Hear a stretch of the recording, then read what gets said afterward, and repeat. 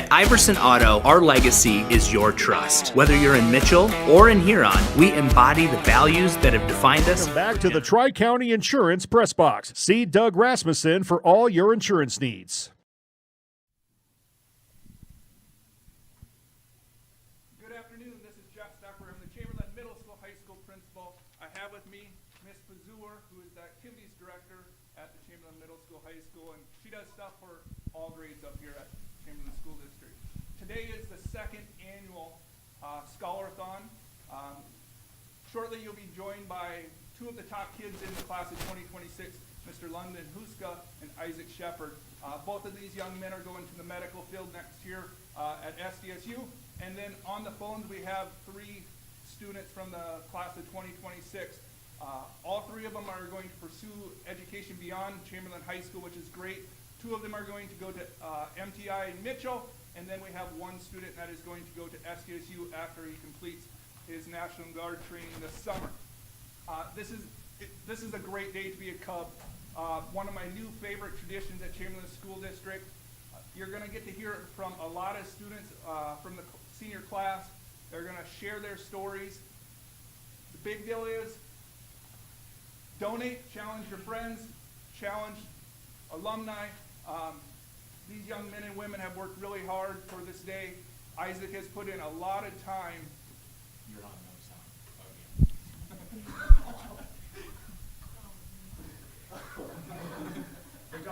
sound. Take two. Can they see us? Can they see us? Yeah. Okay. Just did all of that. You did such a good job.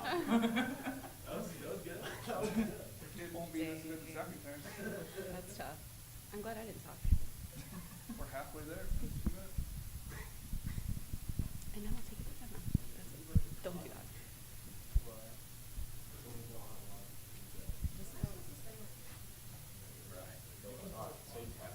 Test, test, test. Test, test. Test. Test, test. Test. Test. Time is up. 4 minutes is up. Can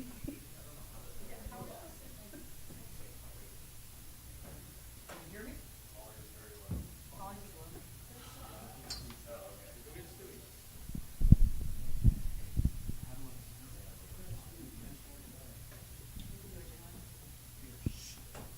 Let me see how bad I can hear. Yes, I know it's my mind. Yeah. Yeah.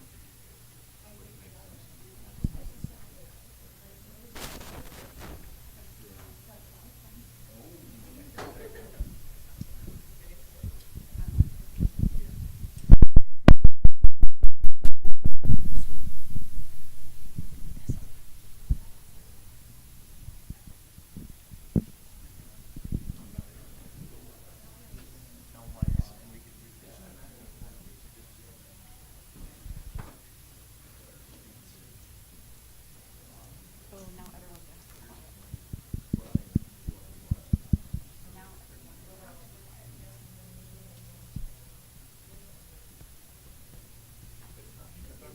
Be rolling.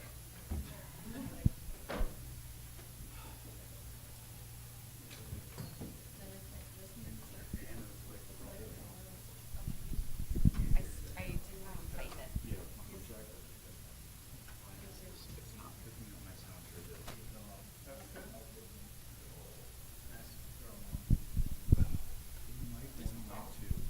You did. And take it away, Isaac. That's what I'm. I still can't hardly hear We're it. working on it. Okay, I just have you up. Can you hear anything? Very, I I can just hear like kind of. I was twisting it and tightening it. Do a card trick. I'm not doing a card trick. You're lucky. You guys know card tricks? You don't have to use like Shoot. two cards big up. Nope. I think we could do better than that. I don't know. I don't have any. When I used to teach government, I'd watch YouTube videos the day before, and I'd do a card trick. That sounds really educational. Hey, sometimes you have to step. Test. Test, test, test. Test, test.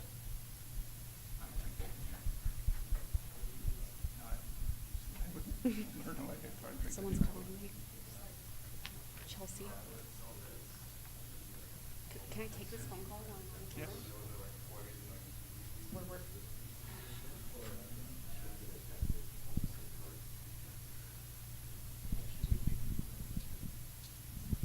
Do we need to call live ticket? Test, test. Test. Oh. Test. Just Anna's? Only Anna's? I was gonna take the majority of it. Just Anna's? Oh, my. Test. Test. Test, test, test, test. Test, test, test. You can hear me? You guys ready then? No, I got it.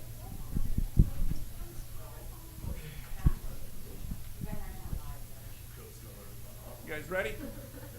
We're gonna, you're, okay? All right, take two. Our volume is now working. And so, again, my name is Jeff Stepberg. I am fortunate to be the Chamberlain Middle School, High School principal. With me, I have Miss Bazour, who is the Activities Director at Chamberlain School District. This has become my new favorite tradition, the Scholarthon. We have a lot of people working behind the scenes. You guys are going to get to meet two of the top seniors, Mr. Isaac Shepard, who is going to go to SDSU next year, and London Huska, who is also going to SDSU. Both of these young men are going to the medical field. Over here I have on the phones a couple different students. Two of them are going to MTI next year. One is going to the National Guards this summer, and then going to SDSU also. I have another one that's going to SDSU over there, so that is awesome. But they need some help from you guys, and so what we are doing today is we're going to tell a lot of good stories about what's going on at Chamberlain School District, and what we would like is challenge some of your friends, challenge some of your alumni, and let's see how much money we can raise for the class of 2026. If you're wondering, graduation is May 16th at 2 p.m. in the competition gym. That is my favorite day of the school year, and watching what these young men and women have done over the years at Chamberlain School District and getting to celebrate with them. We had a little bit of microphone problems at the beginning, so we will cut this short. If we have time later, we'll have Miss Bazour do a magic trick. We got the cards, we just don't have the time, so I apologize. I know David Copperfield will probably call and donate money. You guys can do that too. Real quick, this is Miss Bazour. Hello. I do not know magic, so don't stay tuned for that. No, that's not true. But I am really excited today also because we do have a lot of really great speakers, and it's all our students, which is really awesome. I cannot think of another opportunity that our district offers where you can hear directly from our students and experiences in such a profound way. And then also on top of that, to also make it more profound, is to be able to donate directly to our students, not only now, but also in the future, which makes for a really exciting day and just an awesome opportunity to hear about what's happening in our school district, to tell our story, but then also to contribute to future stories that we have here in Chamberlain and for all that's to come, which is really exciting. So stay tuned. There's more to come. No magic tricks, but there's a lot more other exciting things that you guys can look forward to throughout the day. You guys want to come over? And to our host. All right. Good luck, guys. Hello, I'm one of your MCs for the day, Isaac Shepard. And I'm the next MC, London Huska, and we're both seniors in this class. And our first thing for the day will be our former student council president, Peyton Haugen. Well, we're going to hope this video pops up for you guys, so bear with us. This is Peyton Haugen, the former student council president of the class of 2025. And Peyton, why do you think the Scholarthon is important for our senior classes and future senior classes? I think it was important because, it was something our school wasn't doing, and some of the other schools were. And I was like, why can't our school do that? So I thought it was a cool thing to start, and it also helps prepare a lot of our seniors for kind of like some of those bigger meetings. Our first donation from Larson Roofing, $100. Thank you for your donation. It definitely helped me, speak in front of people and do things like that. So for me, that was probably the most important aspect of the Scholarthon. Yeah, I would agree that that's really important. And what was it like helping organize the first Scholarthon? I don't know, it was pretty fun, I guess, and pretty stressful as well. I'm glad I had the help of the OCP and all of the school administrators. That was definitely could not have done it without them. But yeah, it was fun trying to figure everything out, but yeah, it was also pretty stressful trying to organize it for the first time. But it was fun. So Yeah, I would agree. Having the help of other people has been really helpful in creating it this year. This is Peyton Haugen, the former student council president of the class of 2025. And Peyton, why do you think the Scholarthon is important for our senior classes and future senior classes? I think it was important because it was something our school wasn't doing, and some of the other schools were. And I was like, why can't our school do that? So I thought it was a cool thing to start, and it also helps prepare a lot of our seniors for kind of like some of those bigger meetings you have in the real world, and public speaking and all of those things. It definitely helped me, speak in front of people and do things like that. So for me, that was probably the most important aspect of the Scholarthon. Yeah, I would agree that that's really important. And what was it like helping organize the first Scholarthon? I don't know, it was pretty fun, I guess, and pretty stressful as well. I'm glad I had the help of the OCP and all of the school administrators. That was definitely could not have done it without them. But yeah, it was fun trying to figure everything out, but yeah, it was also pretty stressful trying to organize it for the first time. But it was fun. So Yeah, I would agree. Having the help of other people has been really helpful in creating it this year. And what was your favorite moment from last year's Scholarthon? it had to be rewatching the whole thing over again, and just seeing everything for the first time, because I don't know, when you're in the video you don't really realize what's happening, and then you get to watch it over again, and it's pretty fun to see everybody's answers to the questions and all of those things and the comments and stuff. So yeah, that was pretty fun to watch it over again. So Yeah, I'll have to make sure to do that this year. And then do you want to tell us a little bit about what you're doing now? Right now I'm at MSU studying civil engineering, and we're just getting ready for our big spring rodeo. So I'm on the rodeo team here, and next weekend is the spring rodeo at MSU, and that kicks off our spring rodeo season. So that'll be fun, and that's kind of where most of my time's going right now. So That's great. Thank you for your time. All right, we have a couple donations. Our first donation is from Larson Roofing, and they donated $100. Thank you for your donation. And another donation from Nikki Konieczny, $100. And she's challenging Clint Solik to donate. And now we're here with our cross-country representative. She's our team runager. And Libby, what does a typical practice look like for cross-country?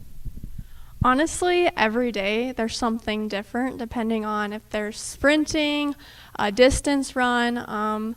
Typically for a distance run, it's about 5 to 7 miles. For our sprinting days, it can look like about sometimes 8 200s, 8 400s, a couple time miles. Honestly, it really ranges from when we have meets and how that all plays out. Yeah, that's amazing. It's quite the experience being in cross country. And then, are there any people that stand out to you on the cross country courses? Yeah, Grace Phillips. She is a freshman this year. She has really stood out, not just as accomplishments, but as just a overall athlete with her sportsmanship, and that really shows what type of athlete she is. Yes, I would agree. She is very impressive. Are there anything that you intend to do after graduating from high school this year? Yeah, I plan to go to Dakota State University and major in elementary education and hopefully pursue into administration. All right, thank you for your time, Libby.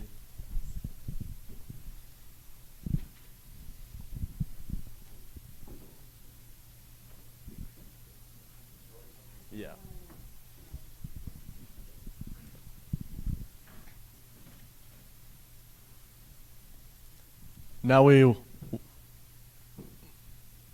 will move on to our next interview for the football team, and we have Blaze Knipling and Xavier Donovan here. And boys, you want to tell me a little bit about your biggest accomplishments throughout high school? I mean, some of my biggest accomplishments were in football. I mean, I don't know. My biggest accomplishment was probably playing all 4 years of varsity, starting all 4 years of varsity. That's probably my biggest goal. Probably my biggest goal in football was setting the school record in most solo tackles this year, which was pretty cool. Yeah, those are both awesome achievements. And what does the off season look like for you guys? Obviously, you're done now, but what has it looked like in past years? I mean, all the coaches were usually pretty lenient with trying to fit time in with our schedules. It was usually a Tuesday, Wednesday in the morning or in the night. I mean, it just fit in with everybody's schedules, but when you were there, it was hard and intense. It wasn't just you're there to be there. Yeah, we had practice during the summer about 2 days a week. It was a good experience. That's great. And what would you tell someone that is interested in your activity? I would probably say pursue it. You never know what could happen, and you might get the spot, and you might not. You make some of your best friends you ever meet in high school football. Yeah. What Blaze said. Then finally, would you guys want to tell us what your plans after high school are? I'm actually going to Mitchell Tech. I am in the animal science program, and yeah. I'm going to go to the National Guard, and then after that I'm going to go to tech school for plumbing. Thank you for your time, boys.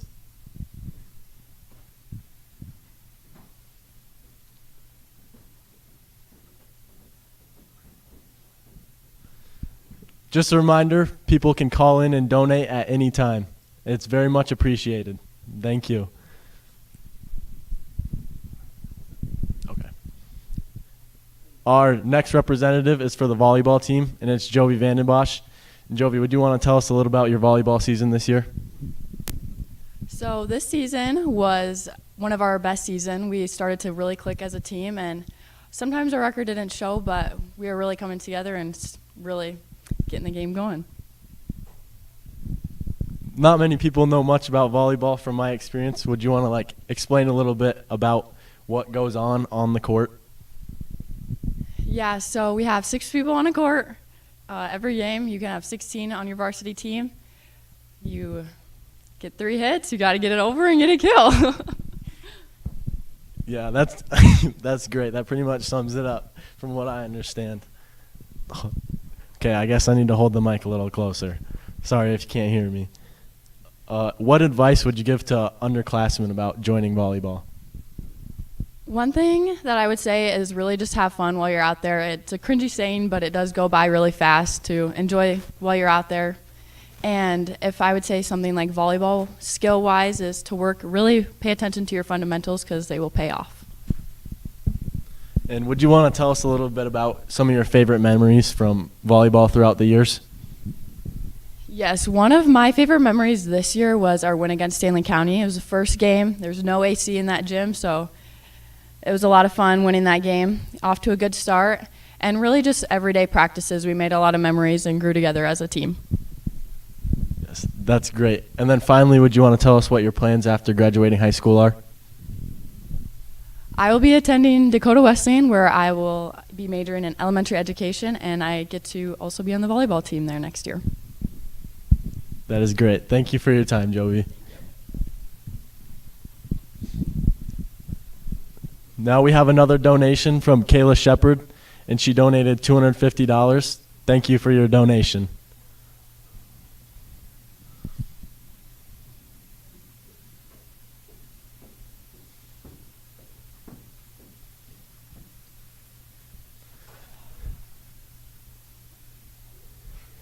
Ava DeSluver is also donating $1. Thank you. Every amount helps. Then On to our next interview for boys golf is Cannon Spear. Cannon Spear, would you want to tell us a little bit about golf and how long you've been in golf for? So I've been in golf since 6th grade, and I've lettered in varsity since 7th grade, and I've actually been on varsity since 8th grade, and yeah. Would you want to tell us a little bit about how state looked this year and maybe how regions came out for you guys? So regions, for us at least every year, it rotates between, or normally rotates between Pierre and Mitchell, and this year it was at Mitchell, and we came in 3rd as a team. And so that was able to qualify us for for state as a team, and then we went down to the Buffs, and we had one placer. His name was Chase McQuirk. He got 23rd or something like that, and yeah, he was the only one that played good. So it was a good time, but wish we could have played better. That's good. And would you want to tell us something about what a practice looks like for you guys, especially with varying weather conditions and stuff like that on the golf course? Yeah, so normally if it's nice out, we'll just go out, and then Coach Hills will have something for us to do. Normally it's short game or 100 yards in, since that's the most important part of the game. And other than that, we just kind of go out and play, work on putting, since that's normally what I need to work on, and yeah, that's about it. Now, a little bit more of a personal question about golf. What is your favorite club? My favorite club, I think I would have to say the driver. I mean, hit it far, and it was a lot more fun than a putter or something. So guys, it's definitely driver. And then when you play golf, are you more of a risk taker? Do you let up or do you let her rip? I would definitely say I'm a little more of a risk taker. I definitely go for some drives that I probably shouldn't, and yeah, I'm definitely more of a risk taker than your average golfer. That's great. It's a lot more fun to play that way from my experience. And then would you want to tell us what your plans after graduating high school are? So I plan to go out to the School of Mines out in Rapid and major in mechanical engineering. That is amazing. Thank you for your time, Cannon.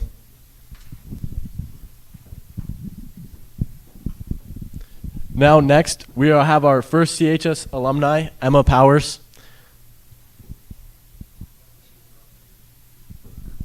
This is Emma Powers, one of our CHS alumni. And Emma, will you tell us a little bit about what you have been doing? Yeah, of course. I am currently finishing up my master's program at SDSU in exercise science. I graduated with my undergraduate degree last May, and I will finish my master's program this coming May, and am in the process of opening my own business downtown, Empower Strength Company. Super excited about that. I just got my strength and conditioning certification, and I'm ready to rock and roll downtown. Yeah, that's great. Will you tell us how graduating from CHS helped you in starting your own new business? Yeah, so I was super involved in athletics and a lot of activities that helped me build discipline. It helped me stay consistent in my life and helped me build confidence throughout everything. And I truly believe that all of those activities that I was involved in helped me have the confidence today to start my own business downtown. Chamberlain is such an amazing community, and just the relationships that you build in high school and along the way, everyone is so supportive and wants you to succeed. And it was just a great place to grow up and to build my passion for the fitness industry and everything that I want to do in my life and my career. And I'm super excited to bring that back to Chamberlain. Yeah, I would agree. I've found a lot of help in putting on this Scholarthon. And then, do you want to tell us a little bit more about what will be at the new gym? Yeah, of course. So it is a hybrid gym. It's pretty one of a kind. Not many places do this. I will be doing group fitness classes. I'll have a cycling studio and an infrared studio, which is super popular right now, hot yoga and hot Pilates, along with some older adult population classes, which I think Chamberlain desperately needs. So I'm super excited about that. And then I will also be providing a 24/7 gym, your traditional gym, some racks, some treadmills, everything that you would find at a normal gym everything combined into one place. So I'm really excited about that. I'll have personal training, some sports performance for middle school and high school athletes, and group fitness classes. I'm super pumped about it. That's awesome. When do you plan to open the gym? So I graduate in May, like I said. We have 2 more donations now. Robert Dufresne donated $20, and Audrey Mastel donated $25. Thank you for your donations. And now I'm here with our cheerleading representative, Evie Olson. And Evie, would you want to tell us a little bit about what a typical practice for cheerleading looks like? So first in practice, we start off by stretching, just kind of discussing what we're going to do with the day. I usually like to have all the girls run through most of our chants. Anything I've noticed we really needed help with from the day before. I also like to have them run over dances I know we need a little bit of work with. But a lot of what our cheerleaders learn comes from what they can do at home. We have every video of every chant and cheer accessible to them. So we really emphasize on practicing at home. That way we can make the most out of our practices. And then afterwards we discuss a lot of different community involvement things. Like in the past, we've given cookies and Gatorades to the football boys. And that's just one example of things we've done. So we always like to discuss what we're going to do in the future. Homecoming is also a big discussion. But yeah, just kind of running over everything. We never really learn. If we do learn something new, it's going to be do it on your own type of thing. So just going over everything and making sure everything looks good. Yeah. And how many cheerleaders do you guys have on your squad or team? We have, I think, 11 cheerleaders for football last year. We didn't have a basketball cheer team this year. But yeah, we had a pretty strong football cheer team. Ranging from 8th grade all the way up to seniors. And we only had 1 senior this year, so it was a lot of fun. That's great. And then what are some of your favorite memories from cheerleading? I really like when we have team suppers. Those are my favorite because all the girls talk. We get to know each other more than we do because not all of us talk outside of cheer. So just hanging out, having fun outside of the field. It's also a lot of fun on the field. Just the atmosphere is wonderful. So. And for your off season, what does that look like? As a cheerleader, I don't know if you have much of an off season, but if you do, would you tell us a little bit about it? Every now and then, we'll have little instances, just things with the community. We want to make ourselves more known. That's one of our biggest things lately has been making ourselves more known, making it known that, hey, Chamberlain has a cheer squad and we're actually kind of good. So an off season for me, I just work wrestling, other sports, but mainly working. We don't really do much practice-wise. And throughout the years, we've seen so many outstanding performances from the cheerleaders. And would you want to tell us a little about someone that's maybe stuck out to you or that is going to excel in cheerleading? One person that really comes to mind, Haley Thomas. I think she's going to be wonderful. I did talk to Stephanie, our cheer coach, about having her lead the team next year. I think she would do wonderful. She always puts 110% in all the time. So I think she's going to do great things for our cheer team next year now that I'm gone. Yeah, that is great. And are you considering pursuing cheerleading in college? No. Okay, that's what I figured, but I just thought I'd make sure and ask. And would you want to tell us a little about your plans after graduating high school? I am currently accepted to USD for medical biology. And then I will also be beginning EMT courses in August, which I will be taking online while I'm in college. Planning on furthering education after that. I'm not entirely sure what I want to go into in the medical field yet. Thinking somewhere along the lines of pediatric orthopedic surgery, but I am not set in stone yet. All right, thank you for your time, Evie, and way to represent the cheerleaders. Yeah. We have another donate from Jeff Twite, $100, and he is challenging his former students. Thank you, Jeff.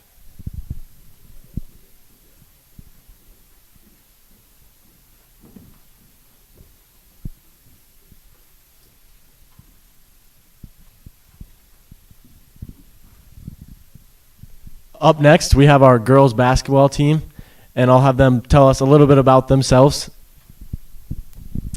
My name's Selena McBride Winger. I'm a senior. I'm Natalie Nelson, and I'm a junior. And how was this season of basketball for you girls? It was good. We improved our record from last year, and we definitely grew as a team this year. It's been fun getting to know all my friends and players on the team. And would you tell us, what is some of your favorite memories from being on the basketball team throughout the years, or even just from this year? One of my favorite memories is winning the region game last year against Eagle Butte, and post-game meals, for sure. Something from this season that definitely stood out to me was we had a team bonding meal together in the gym, and we watched a movie. It's really fun hanging out with the girls, like outside of just practices, and yeah, it's fun getting to know all the teammates. And Natalie, I know there's going to be a few seniors that are leaving this year, so how's that going to impact the team next year, and what's it going to feel like being without them?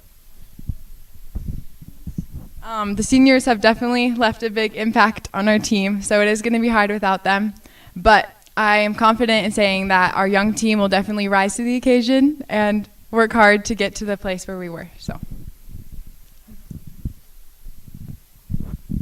And do you want to tell us a little bit about what a typical practice looks like for you guys, and like what you guys do in the off season to prepare for the upcoming season?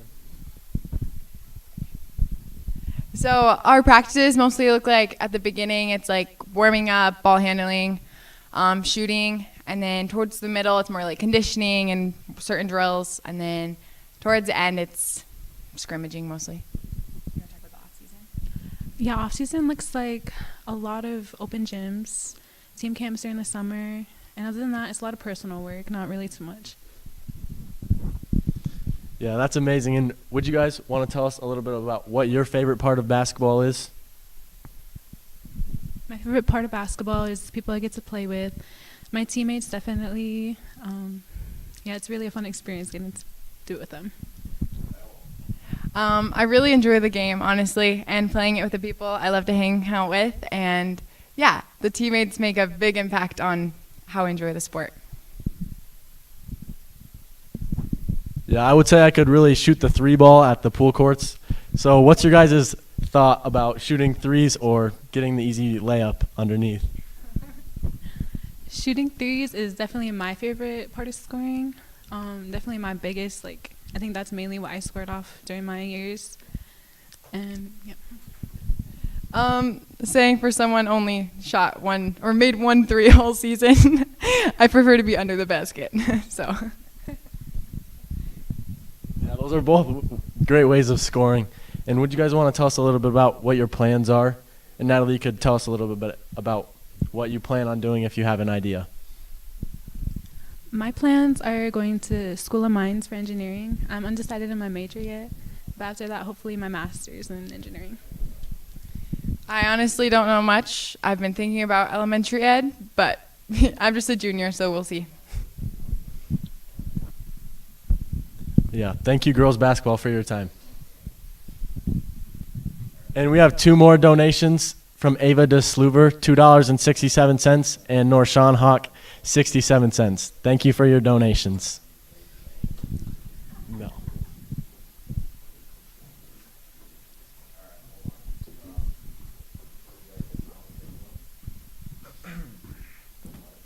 Now, next up, we have boys basketball. And boys, would you want to tell us a little bit about your season and introduce yourselves? I'm Riddick Big Eagle. I'm Braxton Harrison. And, our season started off pretty hot. We went 4-1 and then took a little turn. And we went, 4-5. And then we ended off the season going 12-10, which is probably the best in a couple of years. So it's pretty good for us. And then we won our first region game. Yeah, do you want to take me through that first region game that you had? How exciting was that to get your first region win as a senior? In our 4 years together, we have not won a single region game, so that obviously, was pretty exciting, and it was an overtime win, so yeah, it's pretty awesome. That's great. And are there any outstanding players that you noticed that are coming up in the years or even from this year that stand out to you that you want to mention? Yeah, there's Miles Thompson. He's going to be a beast, and Traven Rubidoux. He's going to go crazy. Anyone for you? Yeah, I would agree with Riddick. Miles Thompson and Traven Rubidoux. They're really, really good at basketball. Yeah, and so I asked the girls basketball team what their favorite way of scoring was. And would you guys want to tell me a little bit about how your favorite way to score is? You know me, I can pretty much do it all. I can shoot sometimes, jump shot. I can always score into the basket. I guess I would say the jump shot, or I guess I like passing the ball, like making nice passes, or just feeding other teammates and having them score is what I like to see. Yeah, I remember playing back in the day. These two were always the lead on my team back in middle school and elementary. So I can see them how they excelled in basketball this year. And would you guys want to tell me a little bit about one of your favorite memories from basketball? Could be any time during basketball, or it could be from this year. One of my memories from my entire 4 years is just probably all the team camps that we went to. I think every single team camp we went to, we've always had fun, and it's just a good way to grow as a team. I can agree with Riddick, that and just creating bonds with the other boys and just creating a little family to call your own on the court and battle against. And then what was it like having such a big jump in win total this year? Because going from not as many wins in the last few years to having such a great season and being able to win that region game, just how does that feel, and what went into making that happen? It feels pretty great. We've all put in work this summer, and seniors obviously the last 4 years hasn't really been fun, losing a lot. And I think with our new coach, we really excelled in that spot. I'll agree. I'll say last year was more of a learning year, and this year was we put what we best could to our ability, and yeah. Yeah, and on this year's team we had quite a few seniors. So what's some advice you could give to some underclassmen that are coming up and could be on varsity next year or in the coming years? The most I can say is never skip an open gym. Never skip a summer workout unless you're really busy, I guess, and always go to team camps because you can grow as a team, and that's obviously what we did this year. I can say the same thing. Just really start putting the work in, because time really does fly by in the blink of an eye, and you'll lose the opportunity of having the moment you wanted to have. So I would say just put the work in consistently. And finally, would you guys want to tell us a little bit about what your plans after graduating high school are? As of right now, I'm going to probably send some game film to coaches around the state, see how that works out for me. And, yeah, that's what I'm going to be doing. I'll probably be going down to Nebraska and working down there for a construction company for a little bit. And, yeah. Well, thank you for your time, boys, and those are both great options after high school. We have two more donations. Nikki Ashley is donating $50, and Stephanie Swanson is donating $100. Thank you guys for your time. Or thank you for the donations.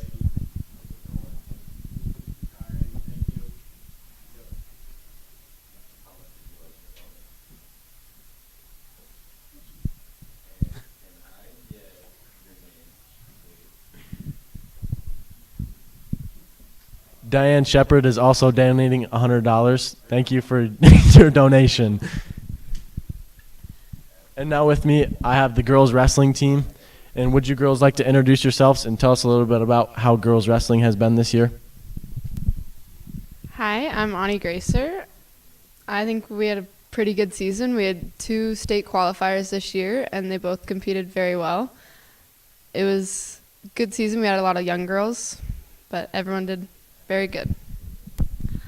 Hi, I'm Zoe Donovan, and I think it did it was a good year. We had a lot of experience, a lot of more experience, and like we learned a lot this year, and with like all our coaches too.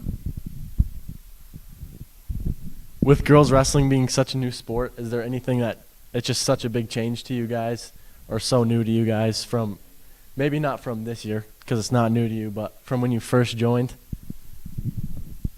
When I first joined, it was way smaller. All of our tournaments were with the guys, and brackets were small, compared to this year where there's separate girls tournaments for every tournament we go to. There's full brackets on everything, so definitely just the increase in size and the ability of the girls that are wrestling has increased so much. It's definitely been a learning experience. Definitely with like the girls in like this, like it has expanded a lot. Like there's been so many like new girls everywhere, and a lot of new girl teams too. And with all like the tournaments on Friday night and stuff like that too. And how many girls did you have on this year's team? This year we had 5 girls, 3 high schoolers, and 2 middle school girls for our varsity team. That is awesome. And what does a typical practice look like for you guys? Like, are you guys with the boys, or are you just all on your own with just the girls? For a typical practice, we are with the guys. We do not like wrestle with them, but all practices are together.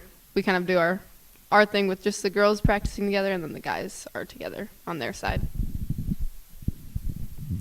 Thank you. And from girls wrestling, what are like some of your favorite memories, and what have you learned from being in girls wrestling or just wrestling as a whole? I've got to say the hotel rooms on like tournaments that we stay over, it's good just bonding with everyone and getting in just enough trouble. Give the coaches a little scare, but just getting to hang out with everyone and grow together. I don't know. Definitely like state wrestling, most definitely overnights.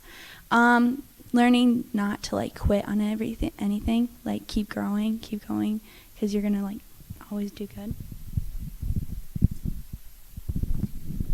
And finally, what are you guys' plans after graduating high school? Zoe, I know you're only a sophomore, so if you don't have an answer, you don't have to give one. I will be going into the National Guards to be a behavioral health specialist, and then after that possibly going into the medical field to be an EMT, paramedic style. I'm thinking about becoming a microbiologist, studying bacteria and growth, and then also being in the National Guard too. That is amazing. Thank you guys for your time. Another donation, Lisa Schlafman has donated $50. Thank you so much for your donation.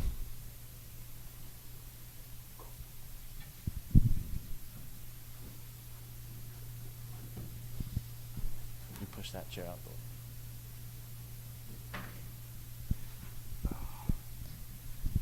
Now I'm here with Sutton Powers, the representative for the boys wrestling. And Sutton, what do you want to tell us a little bit about how your season went this year and how it went for the team? It was a pretty good year. I think I came out 37-11 or something like that, so it was a pretty good year. A lot of tough opponents. Seen a lot of the same guys the whole year, though. Yeah, and then going to regions this year and all the people that were able to make it to state, you want to talk a little bit about that? Yeah, we did have a pretty tough region. A lot of guys came out on top, and some of the guys came up just short. And we put, I think, 6 at state this year, which was a pretty good outcome, I'd say. And from my time in wrestling, I learned so much. And would you want to tell me some of the things that you've learned from your years in wrestling? Yeah. Put me on the spot here. Sheesh. I learned you should not really give up because it can always get better. You know, you may be pretty bad. I started off very bad, and I came up pretty good, I'd say. And I really don't know. I don't know. And from all your years in wrestling, what is just one of your favorite memories or some of your favorite memories? Some of my favorite memories, I got a few. Riding back from tournaments late nights with the boys on the back of the bus. Those are pretty good. Overnights, playing Jackbox. They'll all know. Yeah, those are probably some of the better memories. And would you want to talk a little bit about our state placer this year, Cruz Brennan? Were you in the practice room with him as his practice partner all the time, or how'd that go? Yeah, me and Cruz started off since last year. We've been practice partners ever since. He's a stud. I think he'll place again next year and go pretty high. I was pretty proud of him for going and placing because we haven't had one since Noah Hutmaker, so it was pretty good that he placed.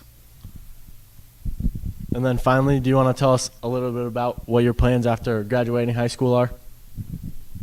I'm planning on attending SDSU for agricultural science, and after that, I'm not really quite sure what I plan on doing. All right, thank you for your time, Sutton.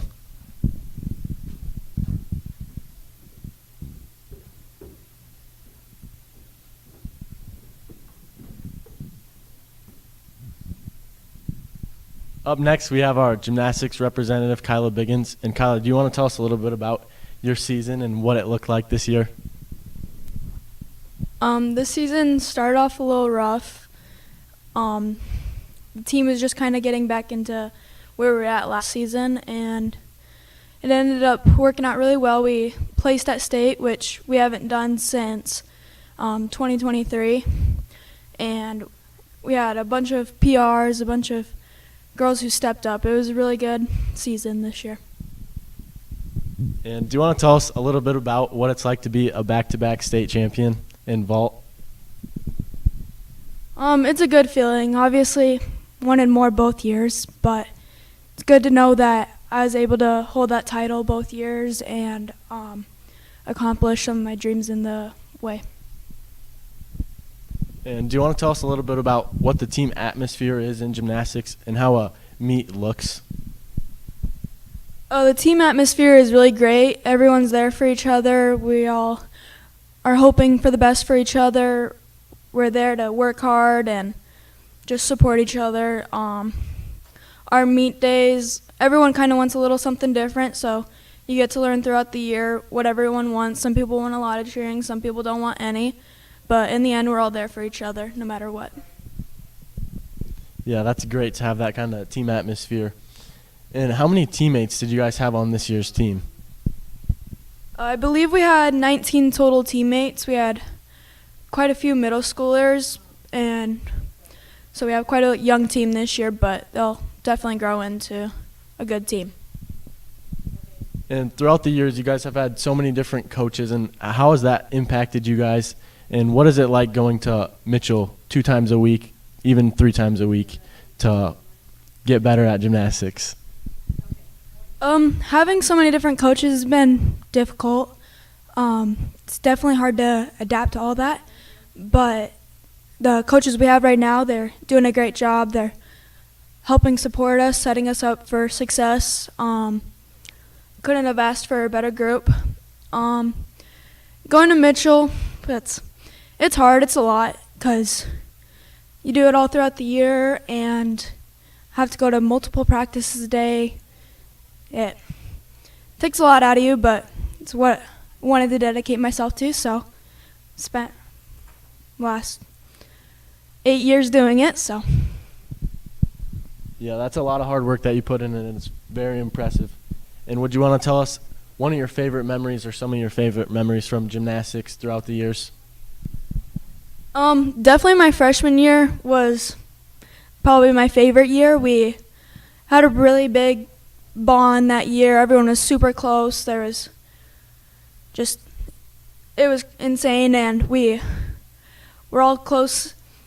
That year at state, we actually snuck out of the hotel. Sherry knew, but we snuck out and drove over to a store and just bought random stuff just because we felt like it.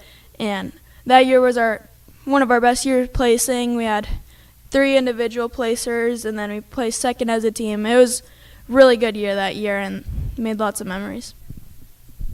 And what advice would you give to someone that's thinking about joining gymnastics or some of the young people in gymnastics this year? I'd say go for it. You're going to fail. You got to fail. I failed a lot. You got to fail to succeed. But you can't not succeed without failing. So I say just go for it and give it all you got, because it's all that you can do. Yeah, congratulations on your vault state championship this year. And what are your plans after graduating high school this year? After graduating, I'm going to go to USD, and I'm going to major in medical biology. That is awesome. Thank you for your time, Kyla.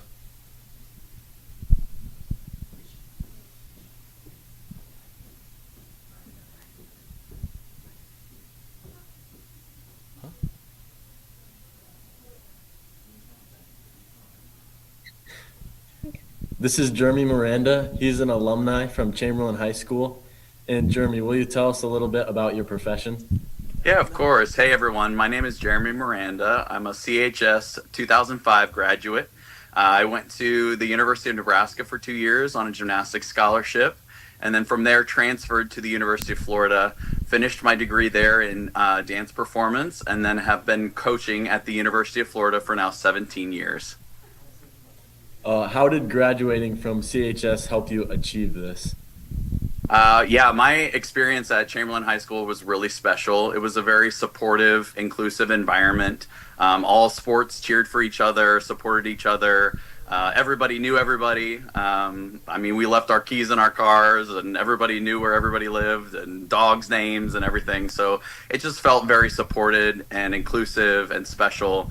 And I think that really helped me to thrive, not only in college, but then ultimately in the workforce as well. This is our gymnastics representative, Kyla Biggins, and she has a few questions for you. So what makes the culture of the Florida gymnastics team different from other programs? It's a really special place. Really, it's about putting together a team of iron sharpens iron excellence. We like to attract top talent, not only top athletic talent, but academically brilliant individuals as well. It's just an awesome place where the weather's beautiful. It's a very competitive environment, and obviously people that want to go on and pursue professional programs above and beyond their undergraduate experience. Perfect. And then why did you choose Florida? Florida honestly kind of chose me. You know, it just was such a special place. I had spent many summers in Florida with visiting my dad and whatnot. And so when the opportunity arose to coach here at the University of Florida, especially with the gymnastics program, it seemed like a no-brainer decision for me. And so just to be a part of such an excellent culture, compete for SEC championships, national championships, and just to be around the best of the best just made the most sense. And so I'm so thankful for this opportunity. And 17 years later, I'm still here. So it's pretty awesome. Thank you for your time. Yeah, of course.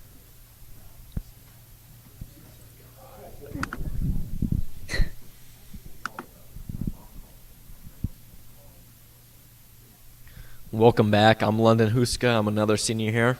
And we'll start with some donations. Amber Kanabi with $100 and Cami Vandenbosch with another $100. And a challenge we got is for Jalen Youthy. And our representative here for the softball team is Maddie Donaldson. And my first question for you, Maddie, is this is a relatively new program with the school. What are some of your favorite memories so far? Some of our favorite memories that not only me but our whole team has kind of shared is all of our softball games that we've had last year that we've had to play like through rain and hail and everything. And one of our last games last year, we actually went all the way there just to get rained out. And instead of just going home right away, we went in, slid in the rain, and kind of had fun and made the best of it. And with it being a pretty new sport in the school, how many teammates are on the high school team? Between varsity and JV, we have a total of 17 girls altogether. And in order to grow the sport, what is something you would tell someone that is interested in playing softball? If someone was interested in softball, I would tell them that softball is a sport that has a lot of setbacks, and it's just something that you have to go in with a full mindset of high hopes, and our team saying is, so what, now what, to continue going even if you have a setback. And what does the typical practice look like throughout the week? For practices, we start off with a lot of warm-up drills to get us going, and we do a lot of drills throughout practice, but if it was a practice before a game, we would do a lot of scrimmaging, but it's always a lot of fun, and we're always pretty hype. And with the new year started, when is the first game? Our first game is actually tomorrow. It's a home game, and it's actually a triangular, and then we have another game on Friday, and then another one on Monday. Okay, and what would the off season look like before the season starts? The off season, our team usually puts on like a camp for everybody to come to. We host it, and then a lot of members on our team go to different towns for different clubs and join different teams to play throughout the summer. And I see this team has a pretty strong bond. What is it that makes the bond so special? The bond that makes our team so special is even if somebody messes up, we are always making sure that they keep their head up and they always keep going, and we always try to keep each other positive no matter what's going on, and we try to do a lot of team bonding stuff. Okay, and my last question for you is, what are your plans after graduation? My plans after graduation, I plan to go to Mitchell Tech for their business management program, and then I plan to come back here and start my own business out of marketing. Thank you, Maddie.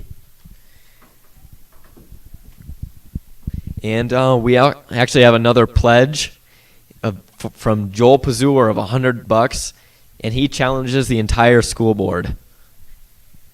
And another one just coming in. It's Lachelle's birthday. Lachelle Olivier, $100. Happy birthday. Oh, now we have over $1,000 now. And our next group of boys coming in is representing the track team with Tristan Johnson and Tayton Johnson.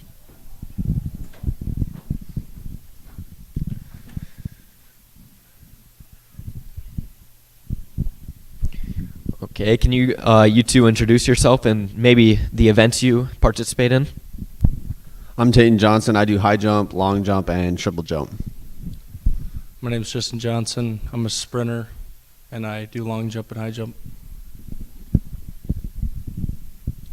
And with track, it can be some hard practices. What does the typical practice look like with sprinting and jumping?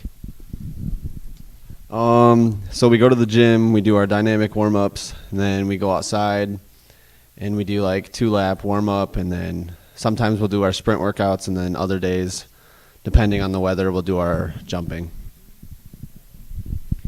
Okay, and do you guys know how many athletes are on the track team total? I'd have to say 30 to 40. A pretty strong number. And what are some goals that both of you have this upcoming year? I'm trying to break the school record for high jump. It's 6'2", and I jumped 6 foot at state last year. Personally, for my first year, obviously being in track, I'm pretty decent at long jump now, but I would like to get at least 22 feet and then break 11 seconds for the 100 meter. Those are some great goals. And what advice would you give to someone that is on the fence about joining track? I'd say it's fun and worth it. I mean, if you're obviously it's something that you enjoy, obviously don't be afraid to take that step and just go for it and see how well you do. Last week, you guys had a meet in Mitchell. Can you tell me how that went, and when is your next track meet? It went pretty good for me. My steps were off, but for the first meet it was okay. And then next meet would be this Saturday in winter. Yeah, for long jump, I got 19.5, and then the 60 meter, I got a 7.6. Yeah, we got one on Saturday, and then I think Tuesday we go to Wagner. What does the off season look like outside of track season, and what does it? What can you do to practice, maybe after practice and everything like that? What I've done over the years is I've went to camps in Sioux Falls, Mitchell, DW, and just whatever camps I can find. Well, on the side, I try and stay in the best shape I can. I do a lot of plyometrics to try and help my jumping and sprinting get a lot better. And with that, I'll ask you guys, what are your plans after graduating? I'm still undecided. I've joined the National Guard Army, and then once I get back from basic and AIT, I will be going to either Mitchell Tech or Southeast Tech in Sioux Falls. Well, thank you guys. And we have our next pledge of Janet Faninga donates $100, and with the challenge of Teal Glaus. Come on, Teal. And another one, Writing Rancher, donates $150. And our next guest is Trey Spear, representing girls golf. And my first question is, when is the next golf meet you guys have? So our first golf meet is in winter, and it's on the 20th, so we have just under 2 weeks to prepare. And what are some goals that you guys have set for this year, individually and maybe as a team? As a team, we strive to shoot all under 100 because our coach, Nikki, has never had that happen, where all 4 girls have shot under 100. And then my personal goals are to obviously do well in all my tournaments, probably stay under 75, and win state is always the end goal, you know. How many teammates or how many members are on the girls golf team this year? This year we have the most we've ever had with 19 members, and we have a bunch of new middle school girls, which is really good to see. What does a practice look like in the spring with the weather conditions and everything like that? So we've been outside, and we go to the range because the course obviously isn't open yet. And then when we're inside, we're in the wrestling room, and we set up big nets for full swings, and then we have chipping and putting stuff to work on our short game because that is the most important thing. What would you tell someone that wants to join girls golf? I'd say just do it. You can play golf your whole life, you know, like everyone can learn. It's going to take some time, but you'll learn to love it. And we asked your brother this. What are you, a risk taker, or do you play conservatively on the course? I play conservatively. That's why I'm better than Cannon at golf, because I don't I don't take any risks. Well, sometimes you gotta shoot through those trees. And what does an off season look like? For me personally, I have other summer tours and other golf tournaments that I play in to keep my game in shape, and then I have other sports, and obviously everyone in girls golf has another activity that they do to stay in shape. What are a couple memories you have had with this team? One of my memories was when I was in 8th grade, and there was that big storm in Madison, and we had to sit in the basement of some little small town because we literally couldn't go anywhere because of that big tornado. And then I lost my medal from that meet. That's what I remember, and they wouldn't send us a new one. Well, good luck this year, and good luck to the team. Thank you.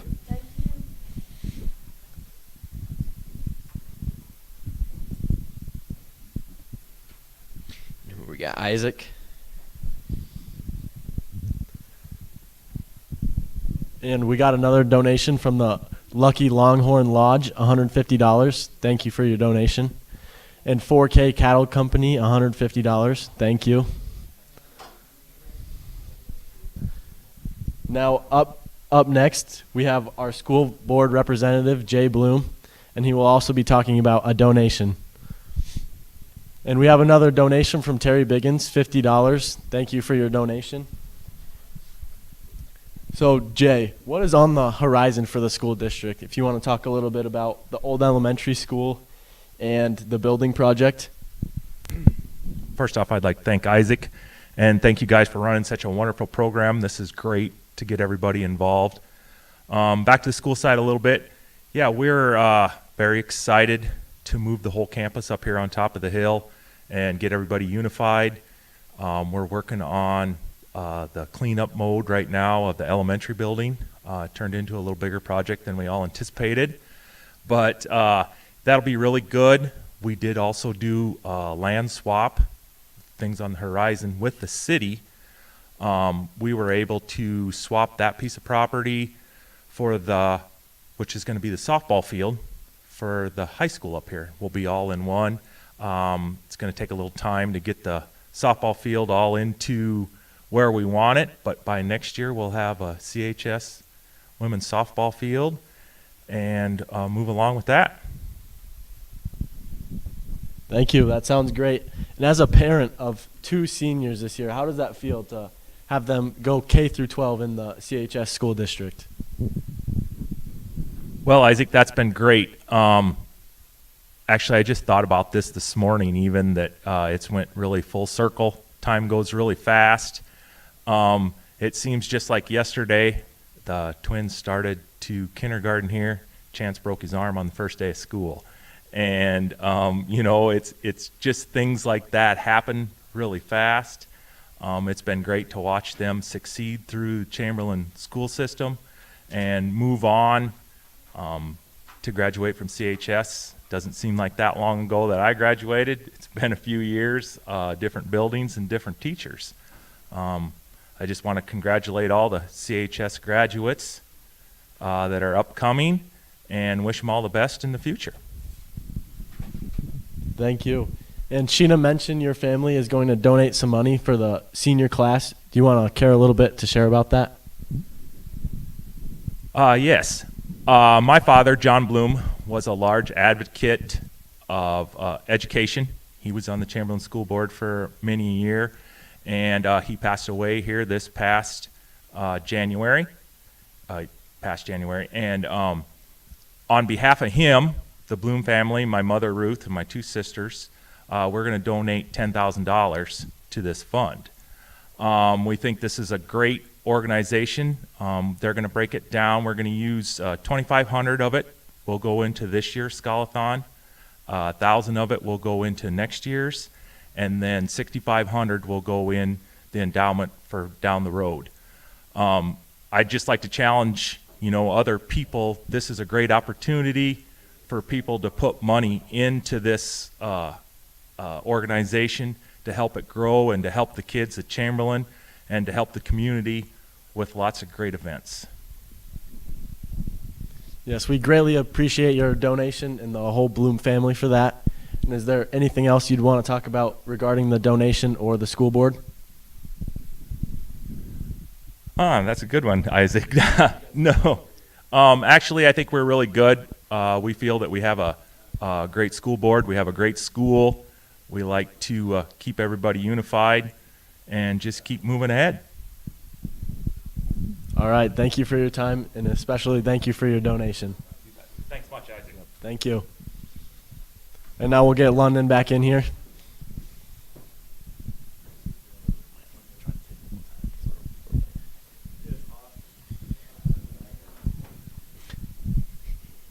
And we're back. In the next pledge we got is K Sharp, $100, and challenging Savannah Hopkins.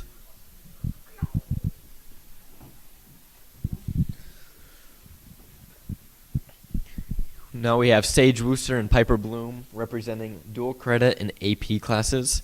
And if you guys could share what those classes are and the differences between the two.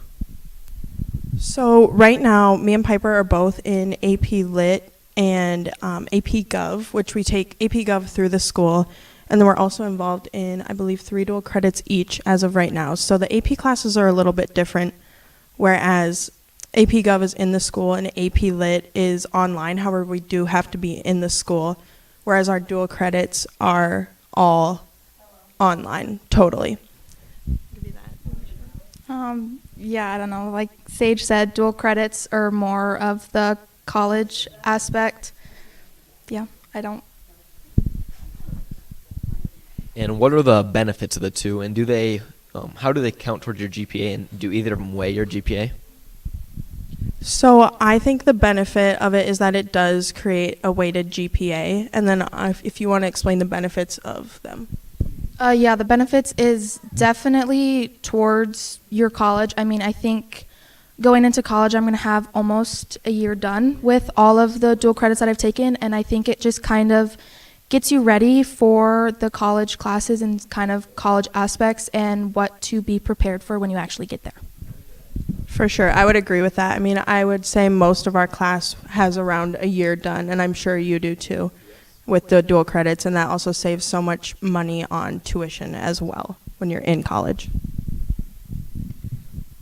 And if upcoming sophomores or juniors that aren't involved with dual credit or AP classes, what advice would you tell them about it?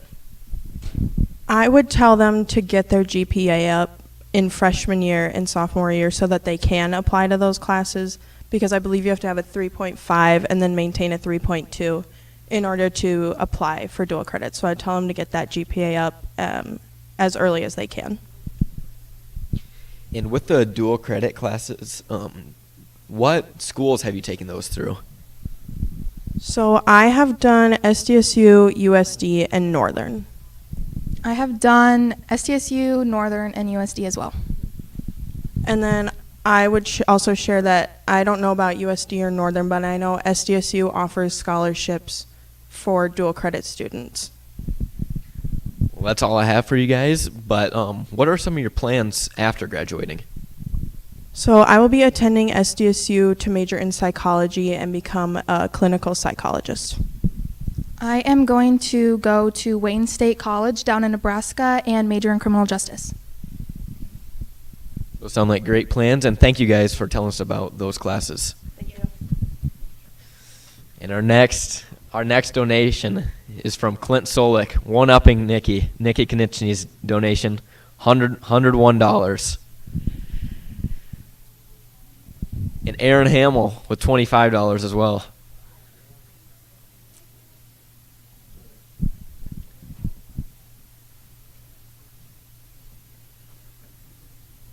And we have a CHS alumni coming up here, Greg Powell. Good, how are you? Good. Can you just tell us a little bit about your time at CHS and what year you graduated? Sure. I graduated in 1978, a long time ago. Actually went to a country school for the first 8 years of classes south of town, about 20 miles. Started high school, we had about 100 kids in the class as a freshman. Got involved in sports and ended up graduating as a salutatorian, actually. Well, that's great. And what are some differences between our school now and what it was like back then? You guys are spoiled. That's one of the big differences. So when I went to school as a freshman, that's when the Eggleston building moved. And so we actually went to school part of the time in the Catholic Church and in the Lutheran Church. And then we were using what was the old high school at the time to go to school. That's one of the big differences, is we were scattered all over. A lot more kids in the grades, a lot more kids out for sports, a lot stricter enforcement of the rules. Ag was still very predominant in this area. A lot of the kids were from agricultural backgrounds. So a lot of us drove 20 some miles to town. There was no busing. So those are some of the differences. And what qualities and opportunities did graduating from CHS give you?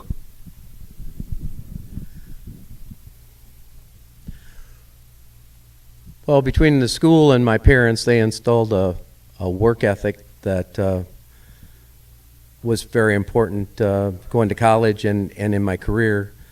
So after graduating here, I went to SDSU, graduated as an engineer in 3.5 years. Went on to work in state government for 15 years, and then served as the city engineer for Chamberlain for 25 years. So I'm 65 years old.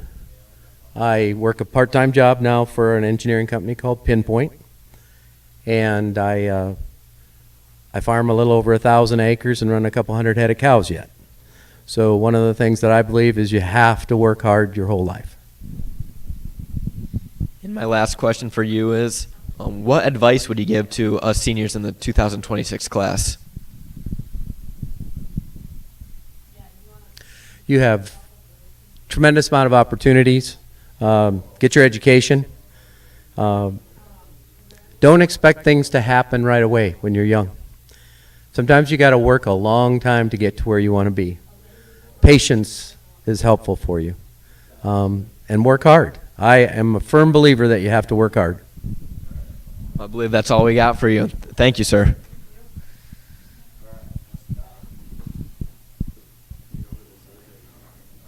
And with that, LEAP will be our next activity. Another pledge, a big one. First Dakota Bank, $2,500. Thank you, guys.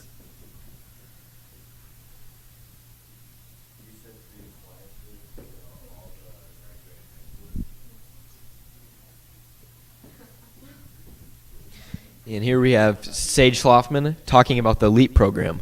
Can you tell us a little bit about the LEAP program? It is an after-school care program for ages BK through 5th grade, and we do a bunch of activities with them, games, movies, recess, everything like that. And what can someone in high school do to get involved with the program? You could talk to Linda Todd or Danita Hopkins and fill out the paperwork and everything and apply. And what are some benefits and opportunities that these kids gain from joining LEAP? They get to just be around their friends, hang out, and have fun. We have a nutrition lady coming. They get to learn nutrition facts and all that. There's a tutoring program 4 days a week to get extra help with homework and stuff. And when does this does LEAP take place? It is right after school, 3:30 to 5:30. There's also a morning program that's 7:30 to around 8 in the morning, and then there's also a summer program for June and July. And what does LEAP stand for, if it does stand for anything? It stands for Learning Expanded After School Program.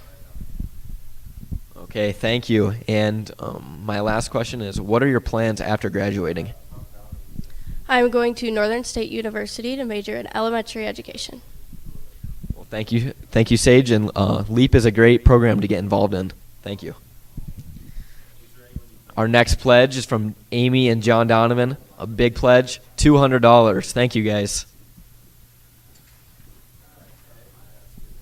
Now, me and London have a few upcoming dates we'd like to announce. April 18th is our prom and post-prom this year. April 23rd is our National Honor Society ceremony. I believe it is at 2 or 2:30. And then our senior supper will be April 30th at 5:30. And then our senior awards night is that same night, April 30th at 7. All right, and now I'll give you back to London. And with our next pledge, we have Hopkins Plumbing, $100. And they challenge Ann Powers.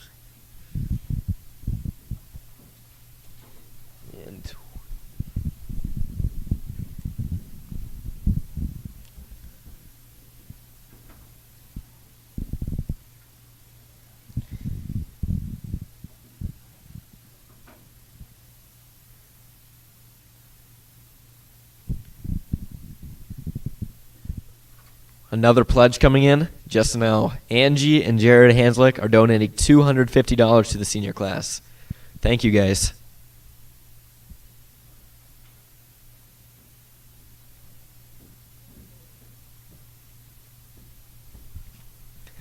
Now we have Callie Randall, and she'll be talking about trap shooting. Can you tell us a little bit about the trap shooting program and team?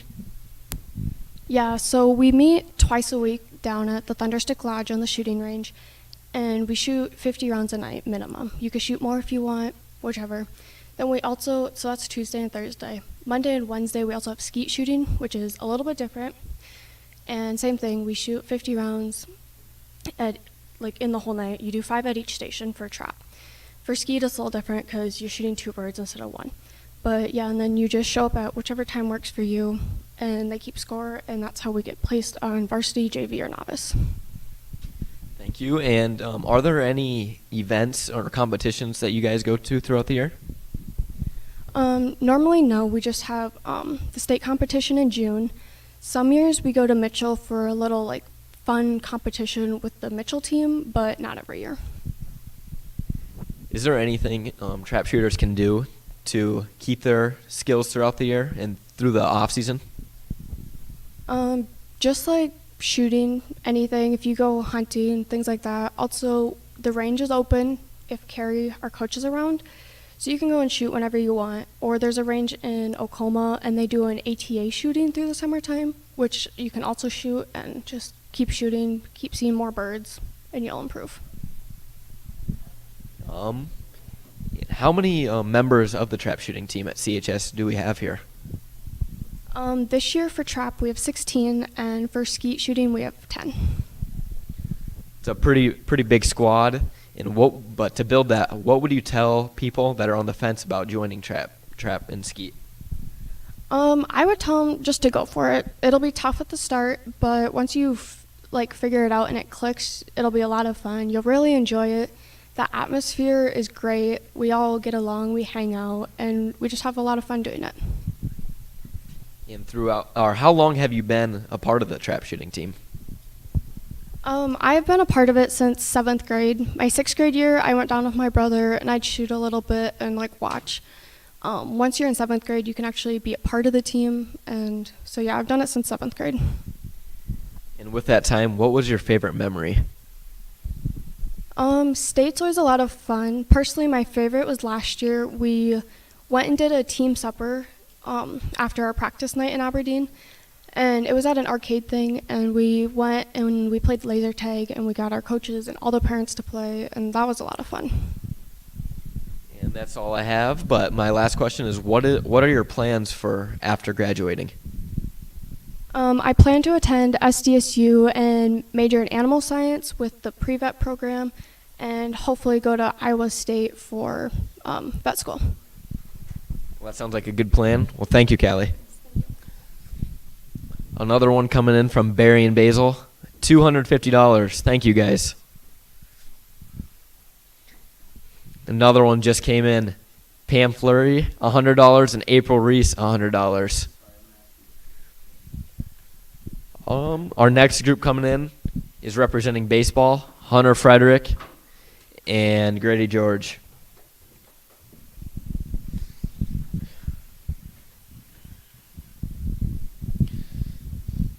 So you guys are in the spring baseball side of things. Well, there's also summer ball. How long have you guys been a part of the spring baseball team, and when can you start?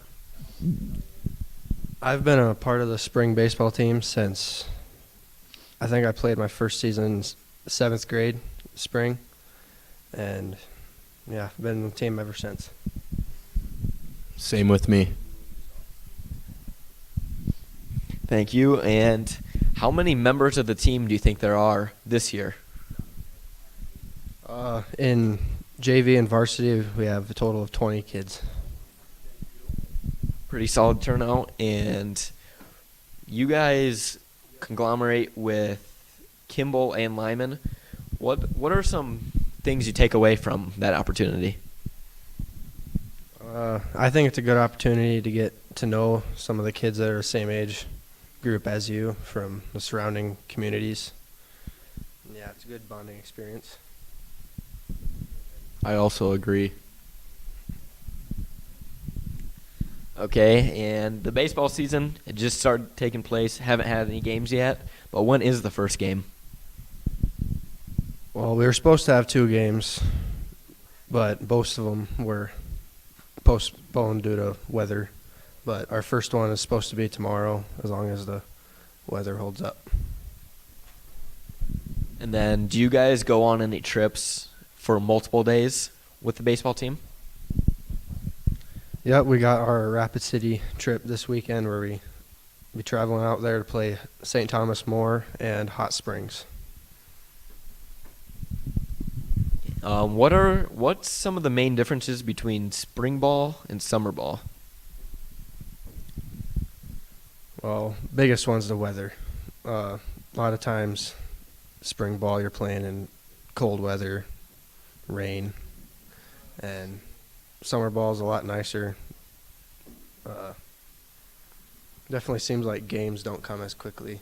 There's a lot more time in between games for summer ball than spring. What does the typical practice look like for you guys, and when are these practices? So we have a practice every day of the week. Usually we start out with stretching, getting our arms loose, we play catch. Then after that we do IO, where the coach hits pop flies and grounders to everybody, and we run through situations and stuff. Then every Wednesday is a batting practice, where we all go to the batting cage and take rounds taking BP. And sometimes pitchers will work on pitching, throwing bullpens. And yeah, that's pretty much it. And what would each of you tell someone that doesn't know if they want to play baseball or not? I'd say just to do it. Nothing bad's going to happen out of it. It's a fun group of people. I'd encourage everybody to give baseball a try. Honestly, just send it. Just do it. And you guys have both been in baseball for a long time. How long have you guys both been in baseball, like through your whole career? Oh, I've been playing since T-ball when I was a wee little kid. I basically came out the womb swinging a bat, like Babe Ruth, but. And I know you guys have had some memorable moments on the field and off the field. What are some of your favorite memories?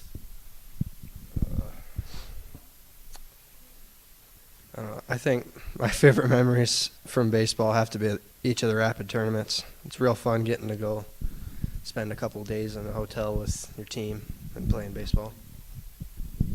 Yeah, I agree. Just the hotels and stuff and sitting on the bench. And what does the off season look like to improve throughout the off season? I'd say going to the batting cage every now and then through the off season is a really good way to keep your swing good and not be all rusty next season. I agree. Or playing catch, just keeping your arm warm for the season. Well, thank you guys, and thanks for representing the baseball team well. And a big pledge coming out. Tim and Carl Pazur, $500, and they challenge parents of other alumni. Jerry and Hack, $100. Thank you guys.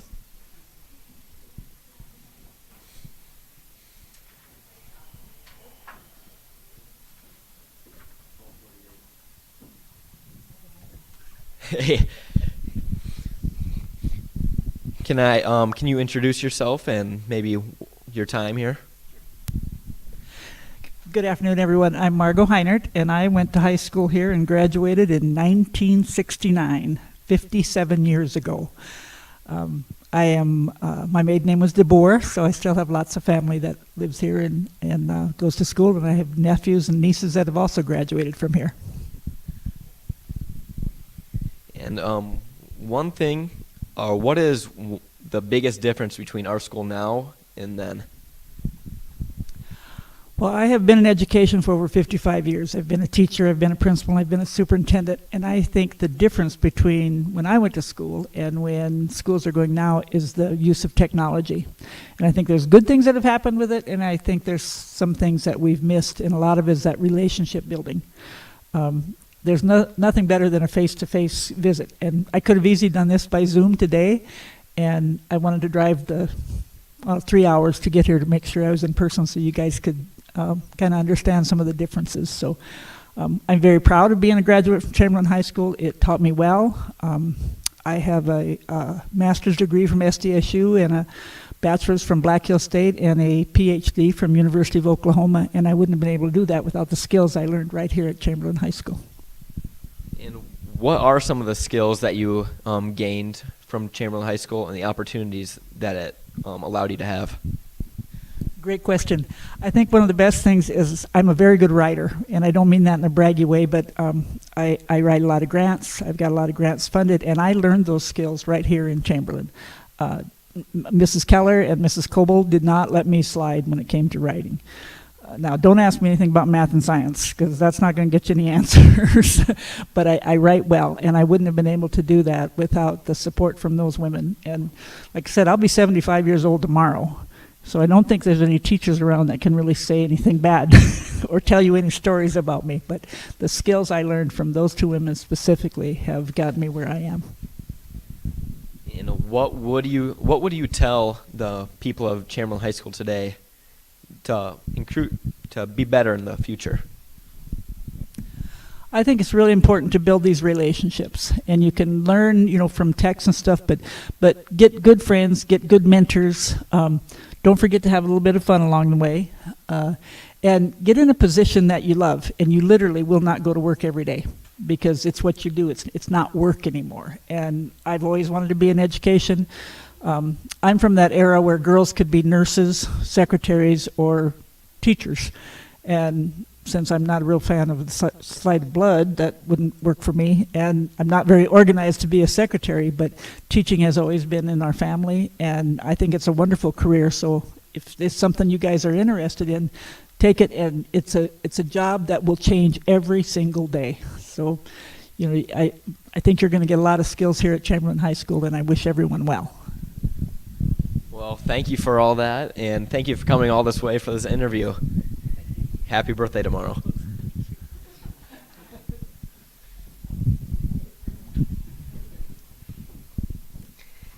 And another pledge of $75. Leah Frederick, thank you.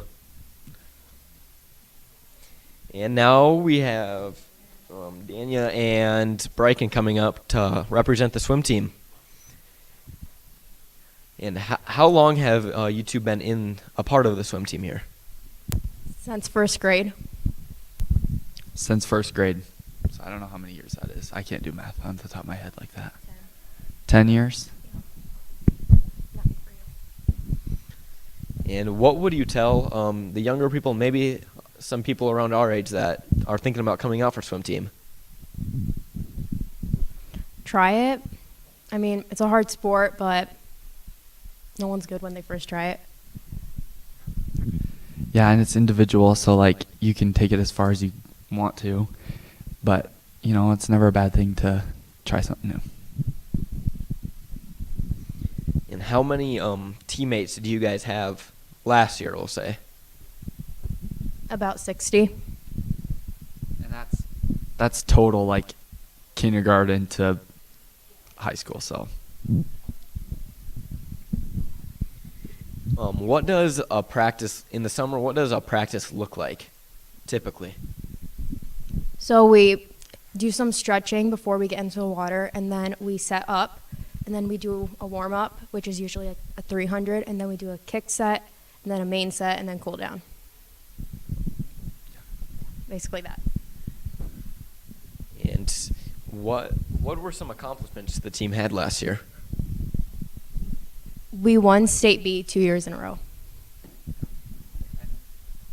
There's a couple kids that qualified state A's individually, and there's just a lot of little things like that.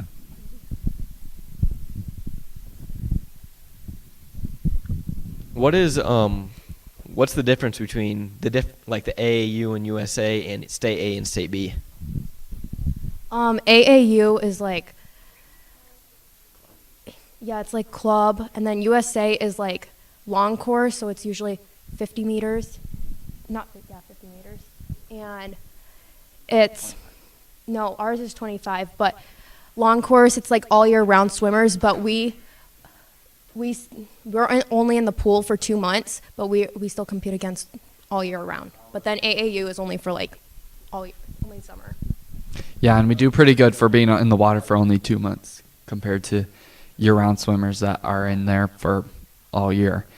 And we also, last year we had an Olympian, a gold medal earning Olympian come and give us like day camp. So Josh Davis was his name. So it was really cool. He was in the same lane as Michael Phelps for a few years even in the Olympics.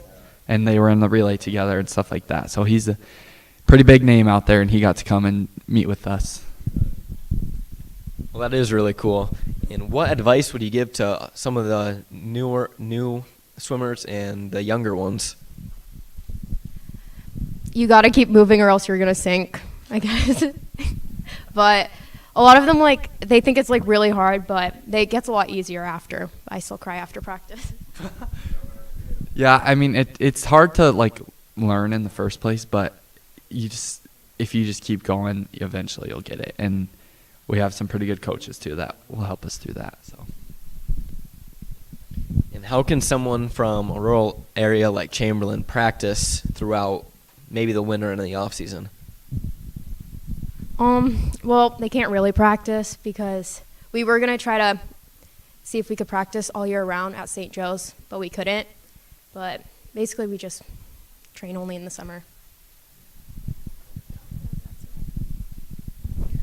Well, thank you guys, and maybe if you guys have any plans after high school, I know you guys aren't seniors yet, but if you want to share them. Go to college and major in nutrition. Undecided there.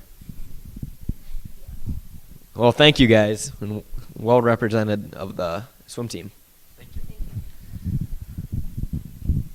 you. And so far today, we have raised $8,500. Yay. William Hanslick, $50. Thank you, William. And now we have Lucy Swanson. And Lucy, what are you representing? I'm representing the choir. And how many members of the choir are there in the high school choir this year? We started out with about 15 or 20, and then we had a lot more join this semester, so it's up to like 30, 35 now.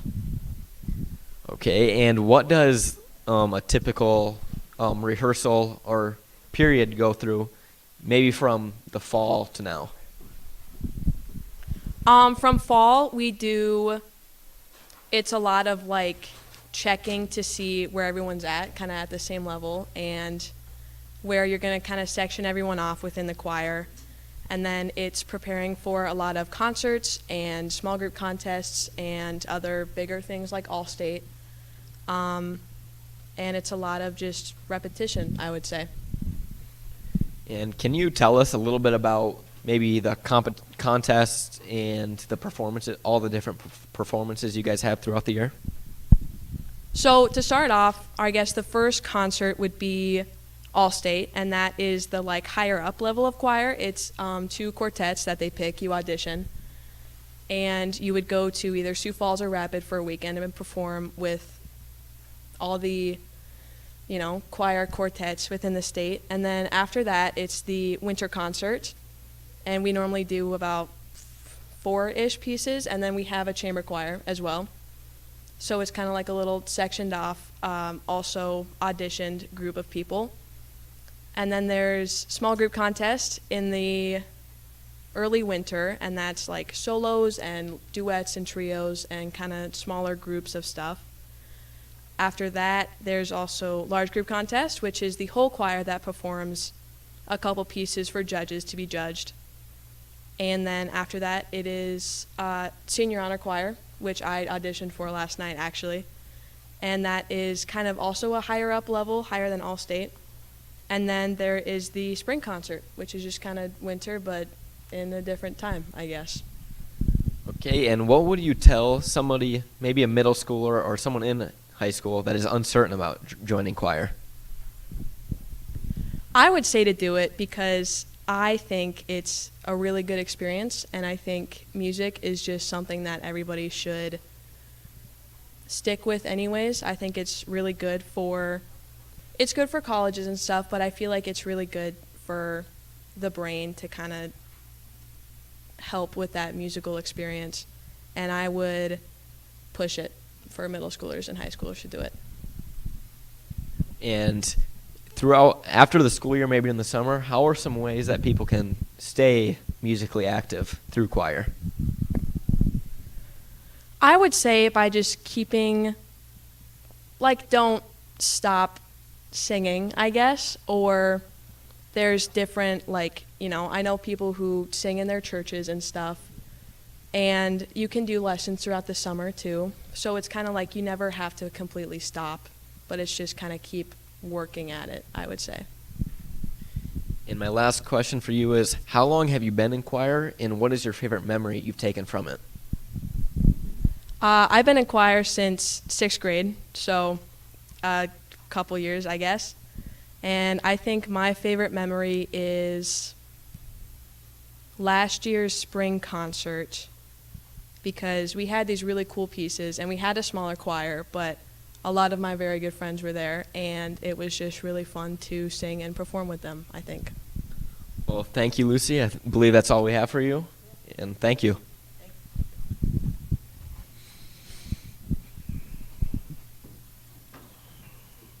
Next, we have a member of our band here at CHS. Would you like to introduce yourself? My name is Bryn Schaub, and I am a junior and currently a trumpet player in our CHS band.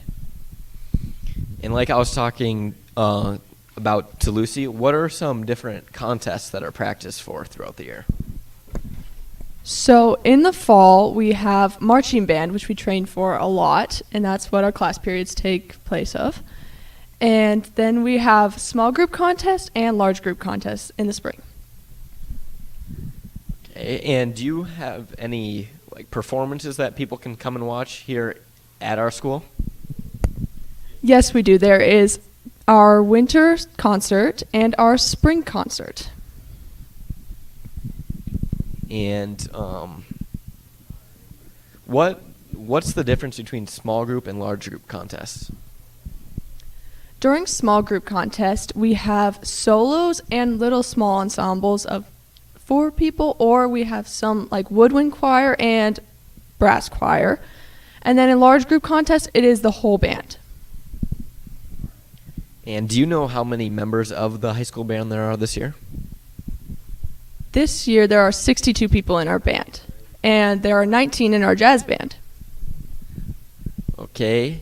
What would you tell somebody maybe in middle school that wants to improve and stick with band throughout their high school career?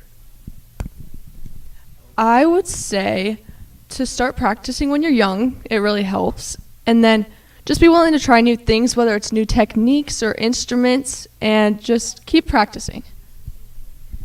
And when can maybe elementary kids begin playing as a band together? Kids can become band players in 5th grade, and they can play all the way through high school.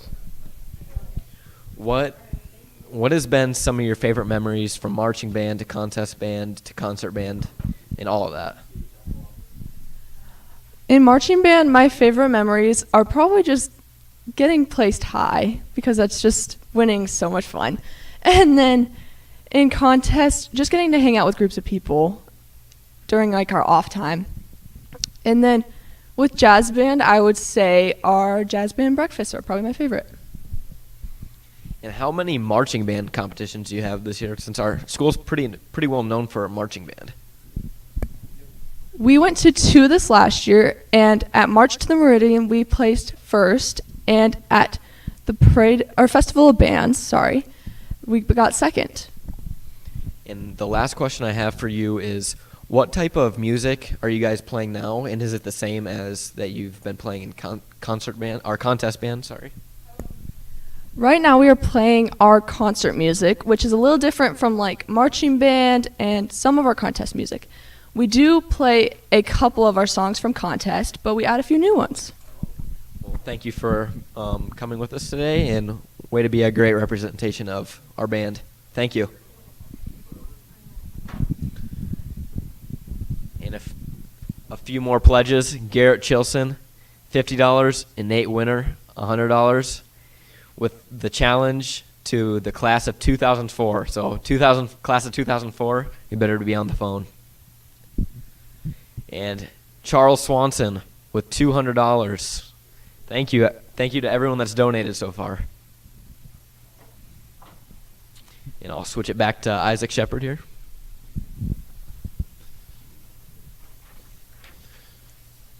Now up next here we have our one act play representative, Daphne Krogman.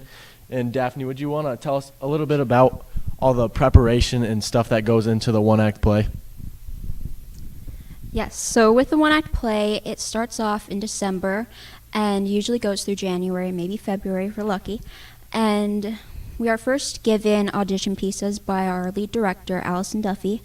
And we go through auditions, and we are then selected for specific roles and practice then with after school practices. And how many people are involved in the one act play, and what all goes into it, from the people that are acting and the people that are behind the scenes?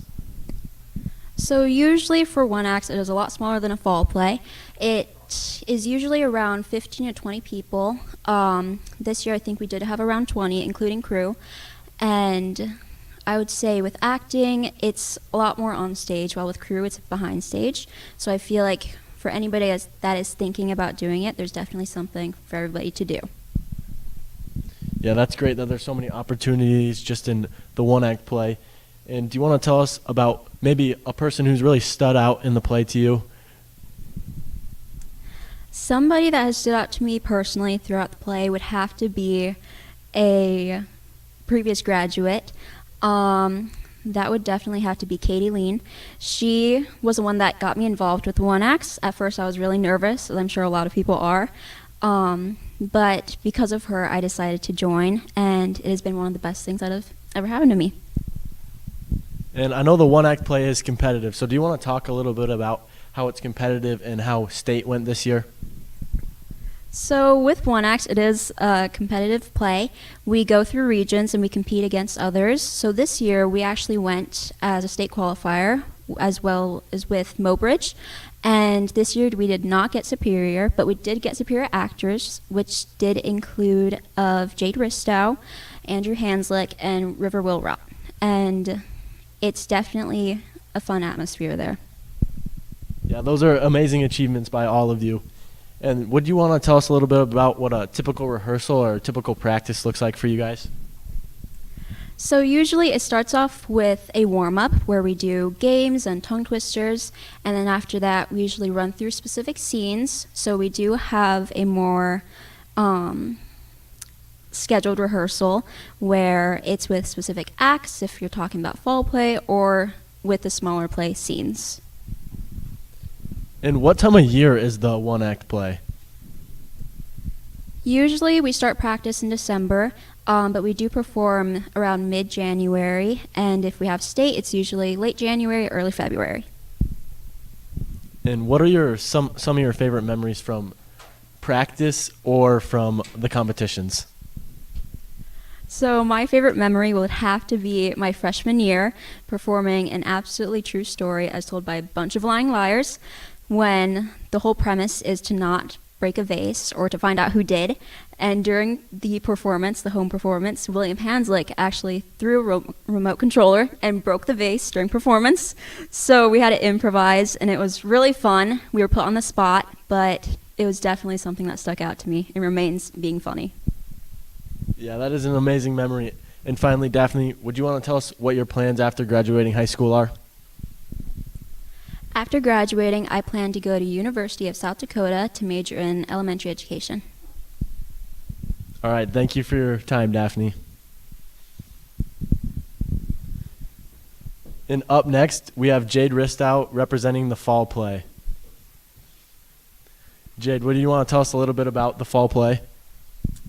Yeah, so it's a really fun thing you get to do with a bunch of group of people. You get to, be out of your comfort zone. You get to act, and I think it's really important to do it because you step out of your comfort zone, you perform in front of people, and then you're just with a bunch of people, and it's super fun. And how many people are active in the fall play? And you want to tell us about the behind the scenes in the fall play and how that all works into it? So we had about at least 30 people this year, I think. A lot of middle schoolers, which was really cool. Behind the scenes is really fun. We get to go out and pick our own costumes, or sometimes we have a director that picks them, but usually it's student run. But yeah, it's super fun. We get to go out and pick your own costumes, and yeah, just kind of base it off the character and a little bit of yourself. So that's really fun too. And is there a way you guys prepare in the off season, or is it more kind of an in season thing where you guys figure it all out then? I would say it's more in season when we're in it. Of course, there's the one act where you can have more experience performing in front of people, but I would say there's just the one act yeah. And I know there's a lot of seniors involved in the fall play, and would you want to tell us what it's going to be like next year without those seniors and maybe some people that could step up and take some more lead roles? I think we definitely have a lot of juniors that will be able to step up and fill the roles as the seniors, but we are going to be missing a lot of seniors that did really well in it, and it's going to be hard, but I think we could. And we have a lot of new incoming middle schoolers or upcoming high schoolers, and I think it'll be good, yeah. All right, and would you want to tell us some of the memories from the fall play that you have had over the years? I've had lots of memories with friends backstage and just having a lot of fun, but I think one of my favorites was on stage, where it was a scene where you had to improv or create your own line, and I did a Harry Potter scene, and that was really fun to do, so yeah. And what advice would you give to someone looking to join the fall play? I would say if you're thinking about it, or if you're iffy, to definitely do it. It's very, very, very fun. And like I said, it brings you out of your comfort zone. You meet new people, and I think it's good to do it. And yeah. All right. Thank you for your time, and thank you for representing the fall play. Thank you. We have a donation from Lindsay Coulter, $100. Thank you for your donation. We have another donation from Bob and Katie Osberger, $100. Thank you.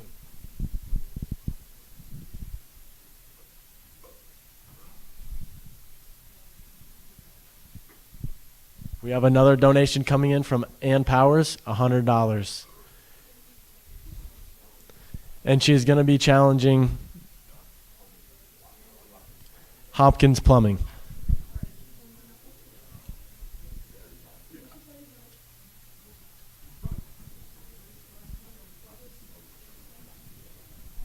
Up next, we have Evangeline, and she is representing Oral Interp.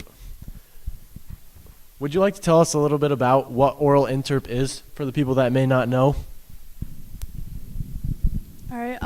Oral Interp is basically getting up on a stage or in a classroom at different schools and orally interpreting different works. So there's different categories like storytelling, duets, which can be serious or funny, and singular, where it's just you performing a serious reading, funny reading. There's a few others like group ones, which is what is that called?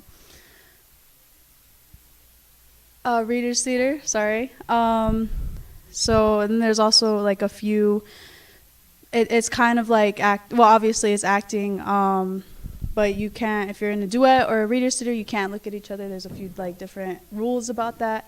You can't have props. Tears is considered a prop. So just a few little things like that. And what are some of the accomplishments you guys have had as an Oral Interp team, or some individuals that have had accomplishments? Okay, So I started in my sophomore year, and right off the bat, I made it to state, and a few others made it to state.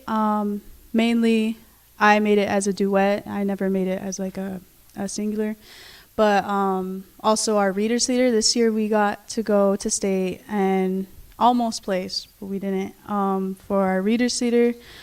And we actually had one senior, Ezra, place for her, I think, poetry reading. So, yeah. Those are some truly impressive accomplishments. And would you want to tell us something that maybe stuck out this year that's been different from past years, and how many people are involved in oral interp? So one thing this year was definitely how many people joined. There was a few middle schoolers and a lot more high schoolers than recently. Usually it's like 3, but this year it was like 4 to 5, and we had a lot of fun. But yeah, definitely our readers theater group. None of the middle schoolers were able to come, but I mean, just from how many were involved this year, it's kind of showing that like in the upcoming years that they'll definitely be in oral interp and hopefully get their friends to come in too. And what does a typical practice look like for you guys? And what is it like having to do a bunch of practice on your own, I'm assuming? So yeah, we don't really practice all together. It just depends on if there's duets or readers theater, obviously then we will. But yeah, it's a lot of like time on your own, taking, you have to figure out a schedule for yourself to practice and be ready by the time like for regions or state or just our regular competitions. Yeah, I mean, mainly it's just making sure that our advisor Duffy like is pretty cool with like where we're at with our memorization and stuff. So yeah. That is great. And finally, what are your plans after graduating high school?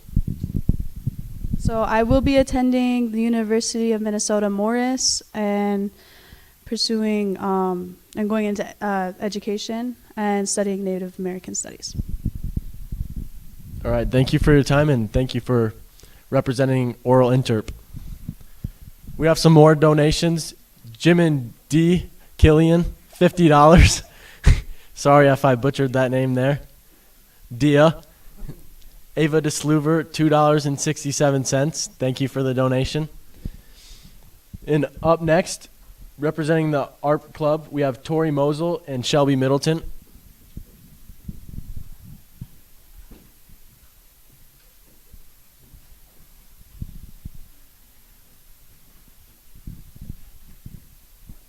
Would you like to tell us a little bit about the Art Club and how it's kind of came up in these recent years?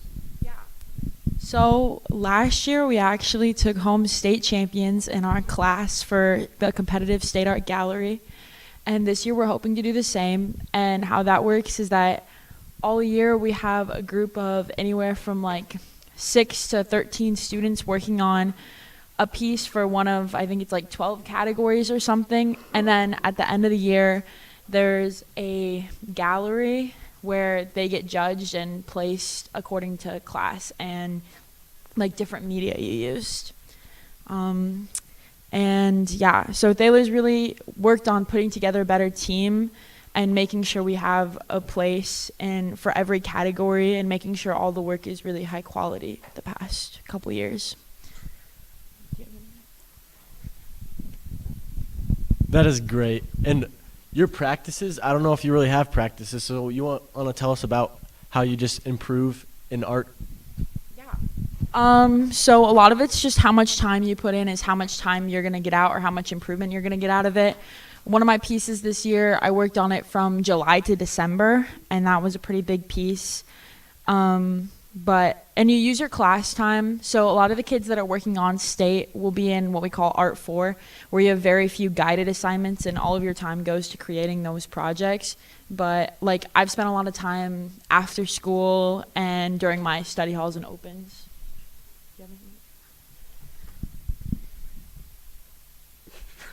So with my pieces, I personally, for the art gallery, I'd spent about 2 months working on that piece alone.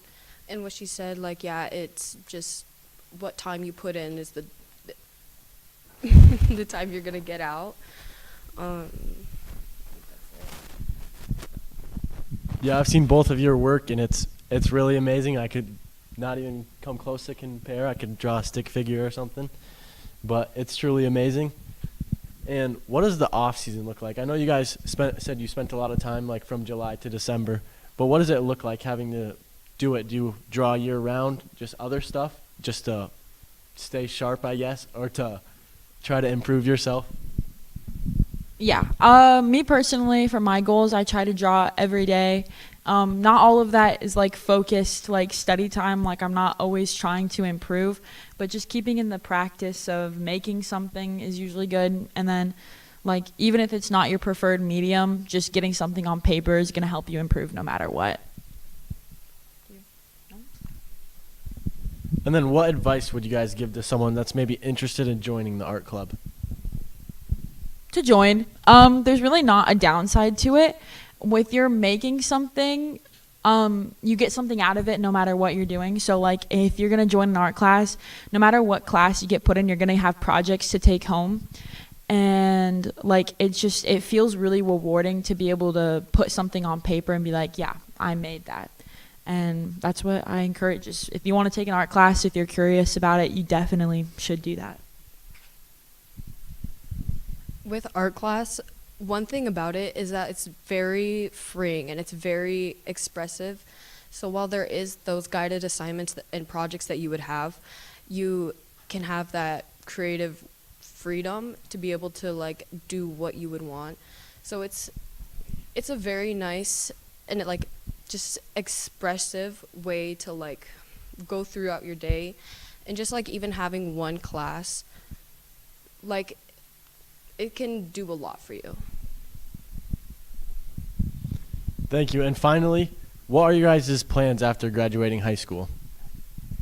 I will be studying at Augustana on full ride for studio art, and after that I will be applying to MFA programs. I am currently undecided on where I want to go, but I plan to take a gap year in order to like work as much as I can to pick up more jobs. And I want to be able to study for my generals that I would need in college. And what I would like to do in college is maybe go into something in a teaching career, like maybe like middle school or high school level, like art or science. Those are some great things. And thank you guys for your time.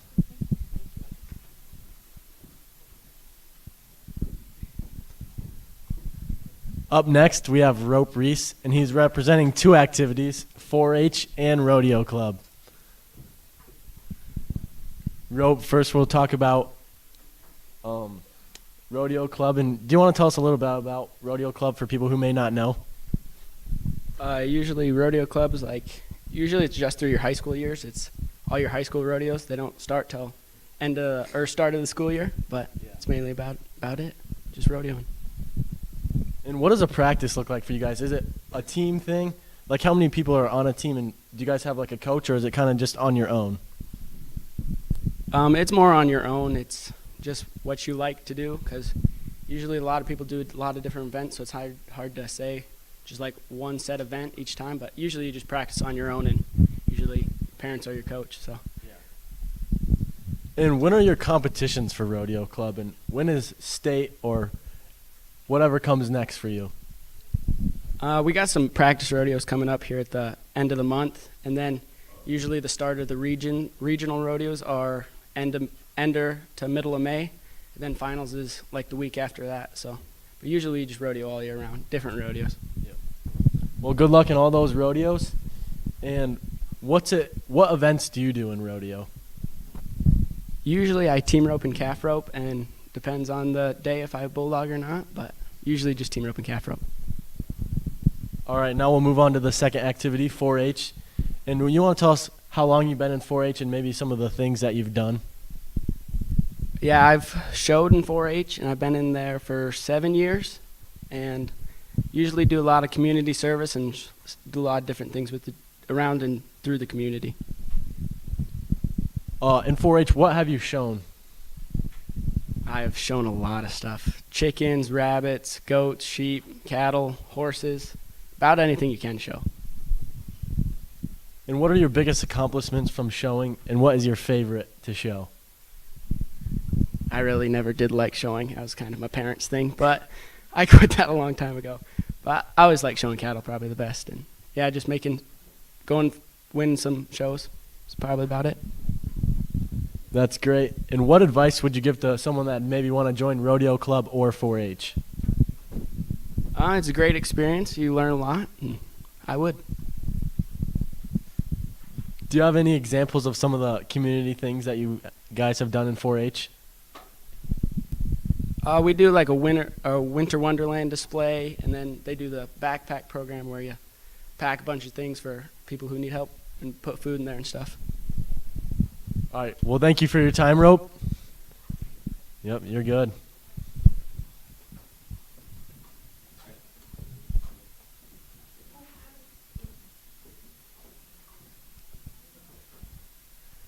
Now we have a donation from Dom DeSluver, 68 cents, and Tommy Knipling, $1.67. 69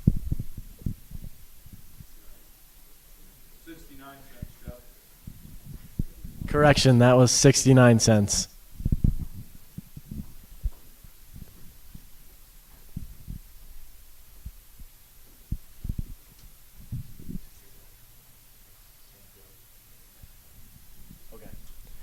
Up next, we have Candace Hanamichael Rouse and Delonte Charger and Jameson Rouse, and they will be representing St. Joe's and Native American Club.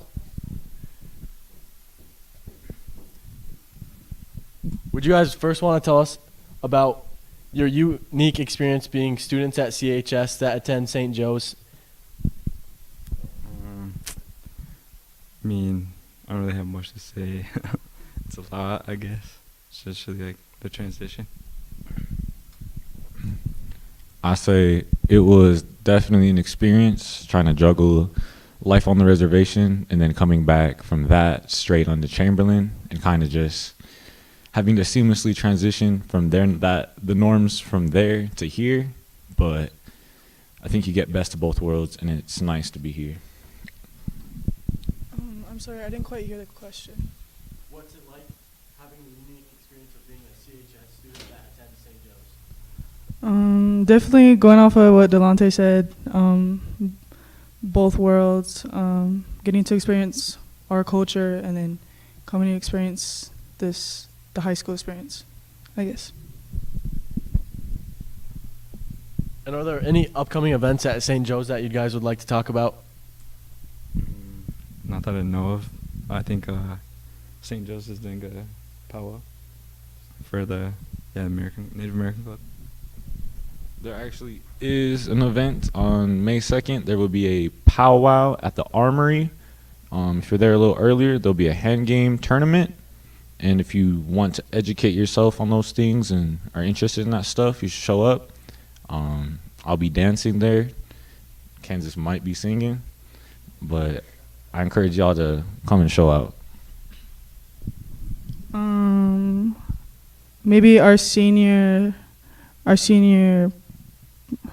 dinner, which is on April 30th, if you guys wanted to come. That would be very cool.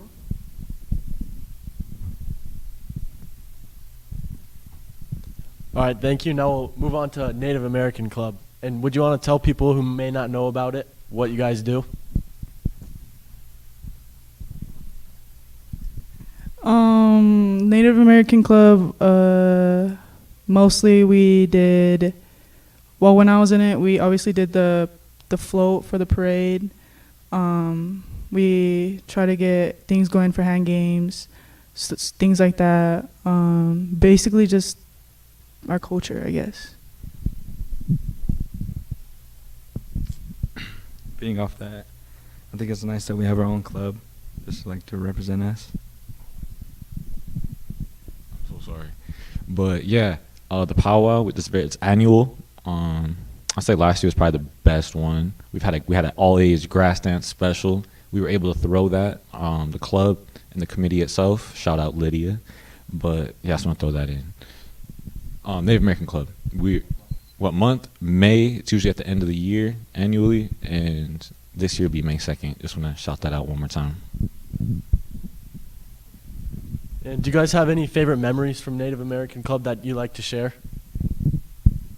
Probably the float. I know I keep saying this, but the powwow last year, that all-age grass dance special was something. Definitely the float, especially the Brother Bear theme we did. That was very fun to work on, and it was just really cool seeing it all come together. It was just a good experience. Finally, what are you guys' plans after graduating high school? I'm kind of still exploring options.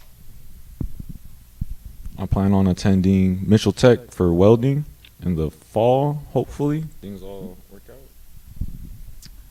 I plan to just work and just get my money up and travel the world. And who knows, maybe I'll go to college after a year. I don't know yet. All right, thank you guys for your time.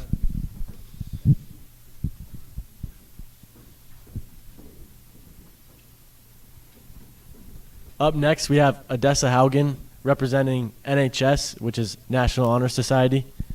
And Odessa, what are some of the requirements you need to join National Honor Society? So to get into National Honor Society, you have to have a 3.5 GPA, and then I think that's 3 letters of recommendation. And then to stay in it, you have to have a 3.3 GPA and community service hours. And what are some of the benefits of being in National Honor Society? I think it looks good on like college applications and scholarships, and it just teaches you, I don't know, leadership. Oh, and also to get in, you have to write a character essay. Forgot about that. Yeah, I know some people have to read their character essays. Were you one of the people who had to read theirs? No. Okay. And what advice would you give to someone that's thinking about joining National Honor Society? Just try and get into it, because it's just a 3.5 GPA, which, yeah, that can be hard. But once you get into it, then you can lower it to 3.3, and it can help you get more scholarship money, I think. Are there maybe some people in the junior class in National Honor Society that have stood out to you and maybe have excelled way past the 3.5 GPA? I think like Sylvie's excelled pretty well, and Trey and like Evelyn, and there's a lot of people who have excelled that 3.5 GPA, I think. And I'm not quite sure if you'll know this number, but do you know roughly how many people are in National Honor Society? I don't know. Yeah, there is a lot. And it's a great organization to be a part of, and it looks really good on scholarships. And I know you're just a junior, but if you have plans after graduating high school, would you share them with us? I don't really know where I'm going to go for college yet, but I think I'm going to go try in Rodeo and maybe go for nursing. Those are some great plans. Thank you for your time, Odessa. And we have another donation from Heidi Reese, $50.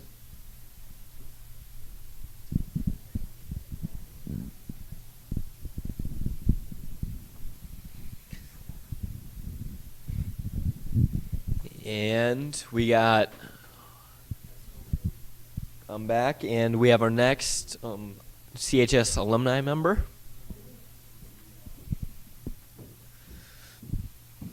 Would you like to introduce yourself to the people watching? Sure. Hi, my name is Janine Osterberg. I'm a 1984 graduate of CHS. I currently live in Texas, and my folks still live in Chamberlain. Looking at the school today, what are some of the differences you see in the district and the school today compared to when you went to school? Practically everything. The buildings that I went to school in have been torn down long ago, so it is really amazing to see these new buildings and how beautiful they are. I follow the Facebook pages, and I see that the seniors get involved with the elementary school, and I think that's great. It really gets students involved with the community and their school, and I think that's just wonderful. And after graduating, what did you do after that with your career? Well, careers start out very slow, and they continue to build throughout your whole life. I went to college for a few years, and it really wasn't for me. I joined the Army in 1986. I first went to the National Guard, but I thought it was a pretty good way of life, and I spent 30 years in the Army. So I retired 10 years ago, already 10 years ago it seems, but it was a great, it gave me a lot of direction and a lot of purpose. I met a lot of great people from all over the world, and it treated my family great.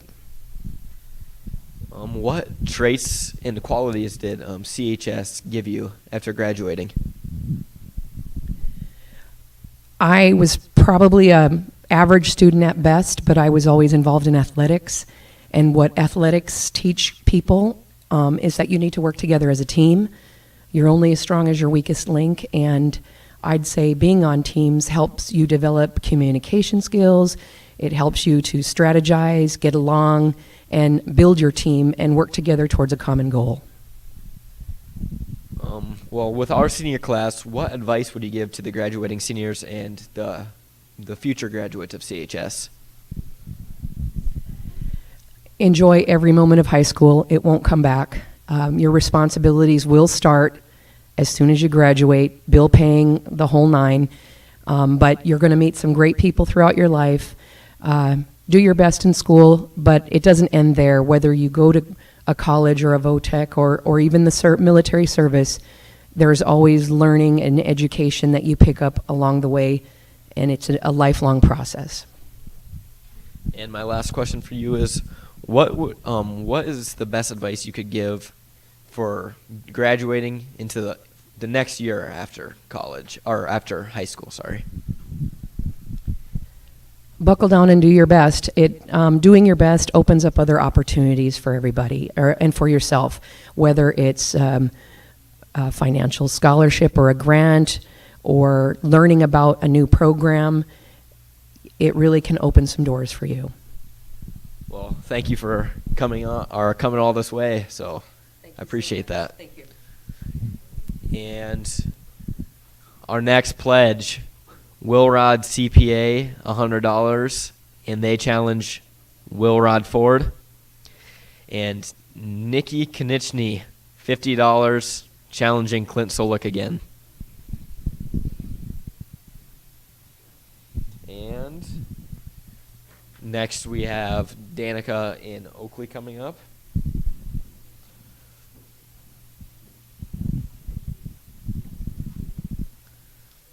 Can you guys introduce yourself and what you're representing? I'm Oakley Reese-Elwood, and I'm Danica Goodman. And we're representing Student Council. And how long have each of you been in Student Council, and maybe your positions you've had? This is my first year in Student Council, and I'm the vice president for the sophomores. This is also my first year, and I'm just a representative for our class. Throughout the year, the Student Council does a lot of things. What are some of the things they do for the community and everything else? We have picked out themes for homecoming, and also helped with the backpack program for the elementary. We also do the angel tree for kids for presents for Christmas, and then decorate the hallway for Christmas time in the school.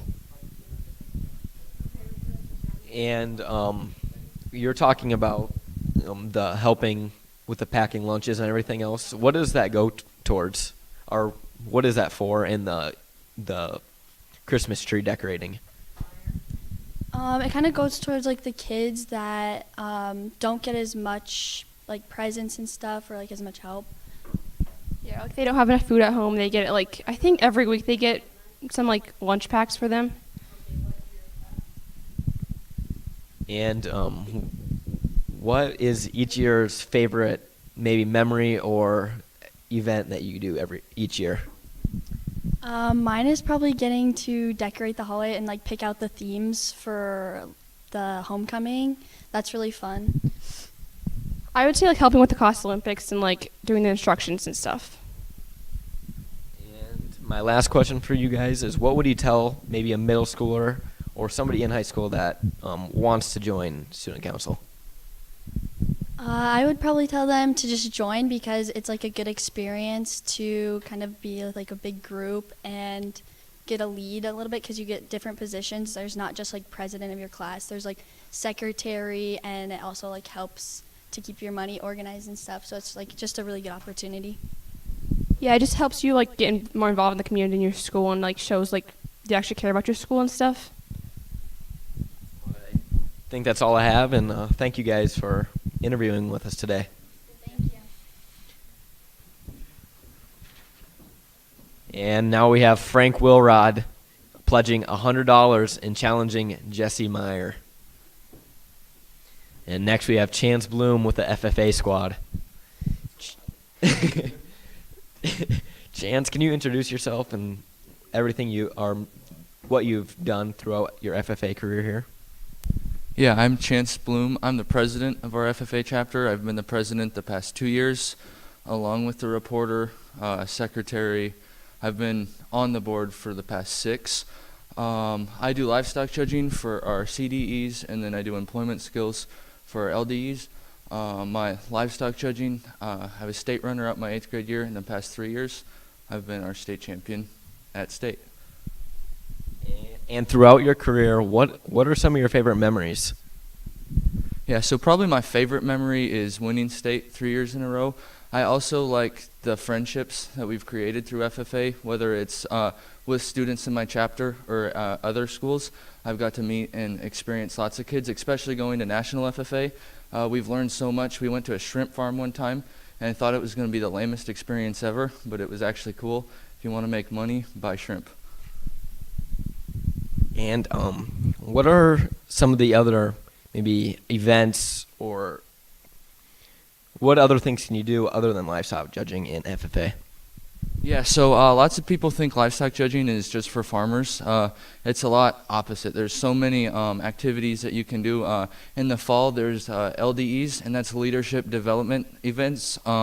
There's stuff from employment skills to public speaking to where you can interview for a position and be on the board. And then on the spring, now there's CDEs, and those are more like the things like, lost my words. Those are more like there's natural resources, which you learn about trees and seeds and all stuff. There's floriculture, you make flowers. Vet science is breed identification and all stuff. There's business things, poultry, horse judging, so much more things, ag mechanics as well. And a little fun question. What if livestock judging wasn't an option, what would you choose? Floriculture. It's warm, you're never cold, you're never outside in the cold. It's done fast, and you get cool flowers.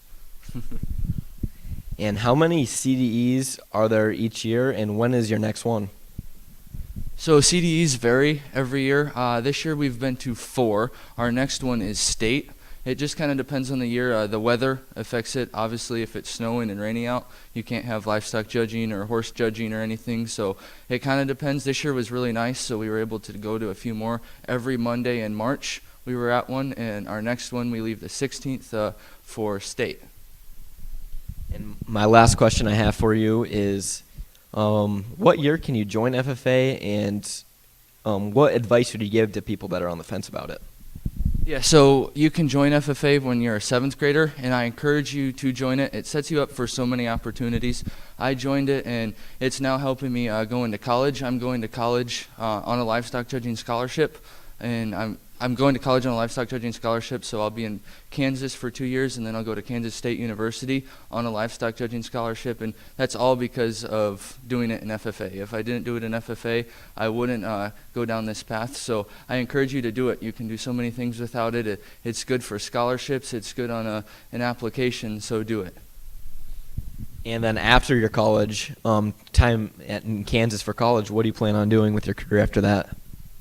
I'm still on the fence. After K-State, I don't know what I'll do, if I'll pursue a further degree than just 4 years. Or I haven't decided, but I want to come home to our family ranch eventually, whether that's 10 or 20 years down the road. But that's what I want to do in the future. Well, thank you, Chance. And if you're on the fence about joining FFA, this is the guy to talk to. Thank you. Yep. And next we got Henry Swanson with Powerlifting.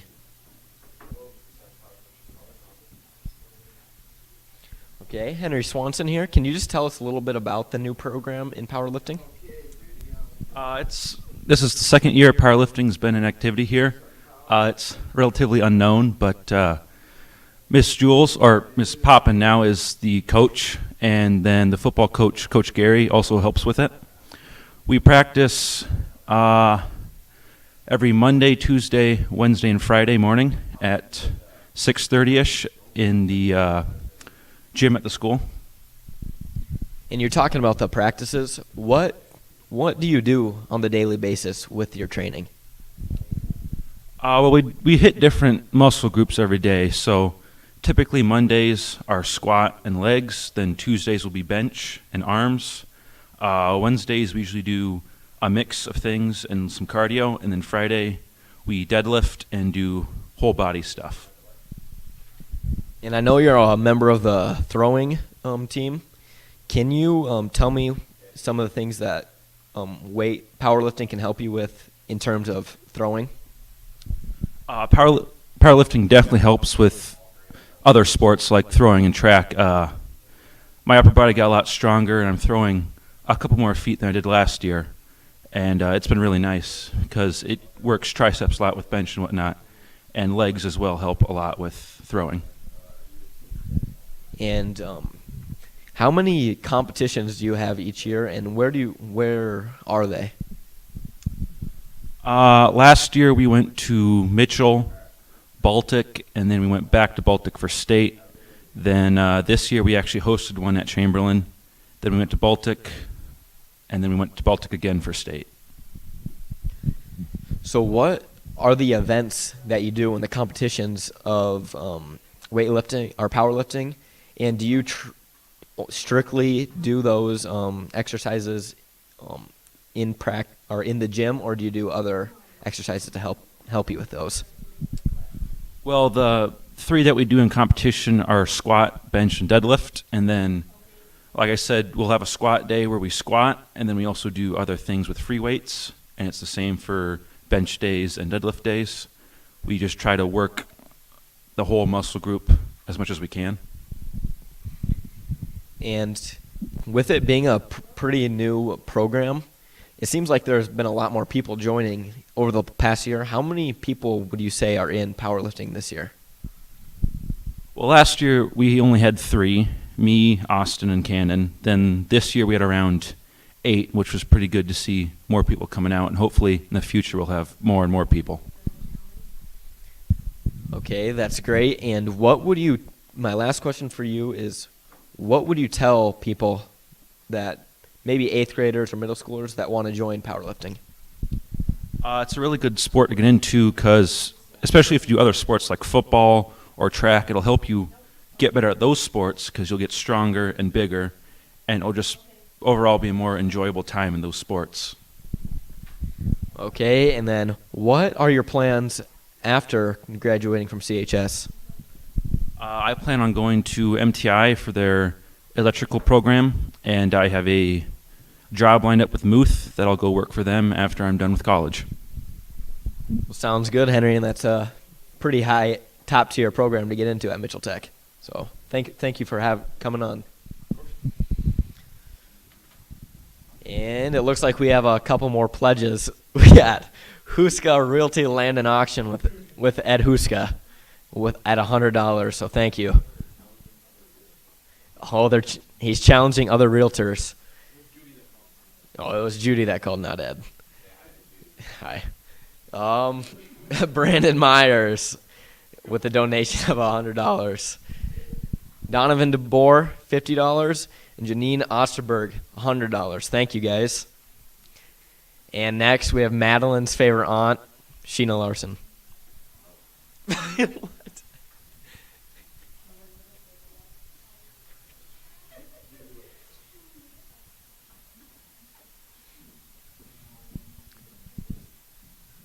If you guys didn't hear me, we have Sheena Larson, Madeline's favorite aunt. Okay, and now we have Rania, and what will you be talking about today? I'm going to be speaking about the HOSA chapter.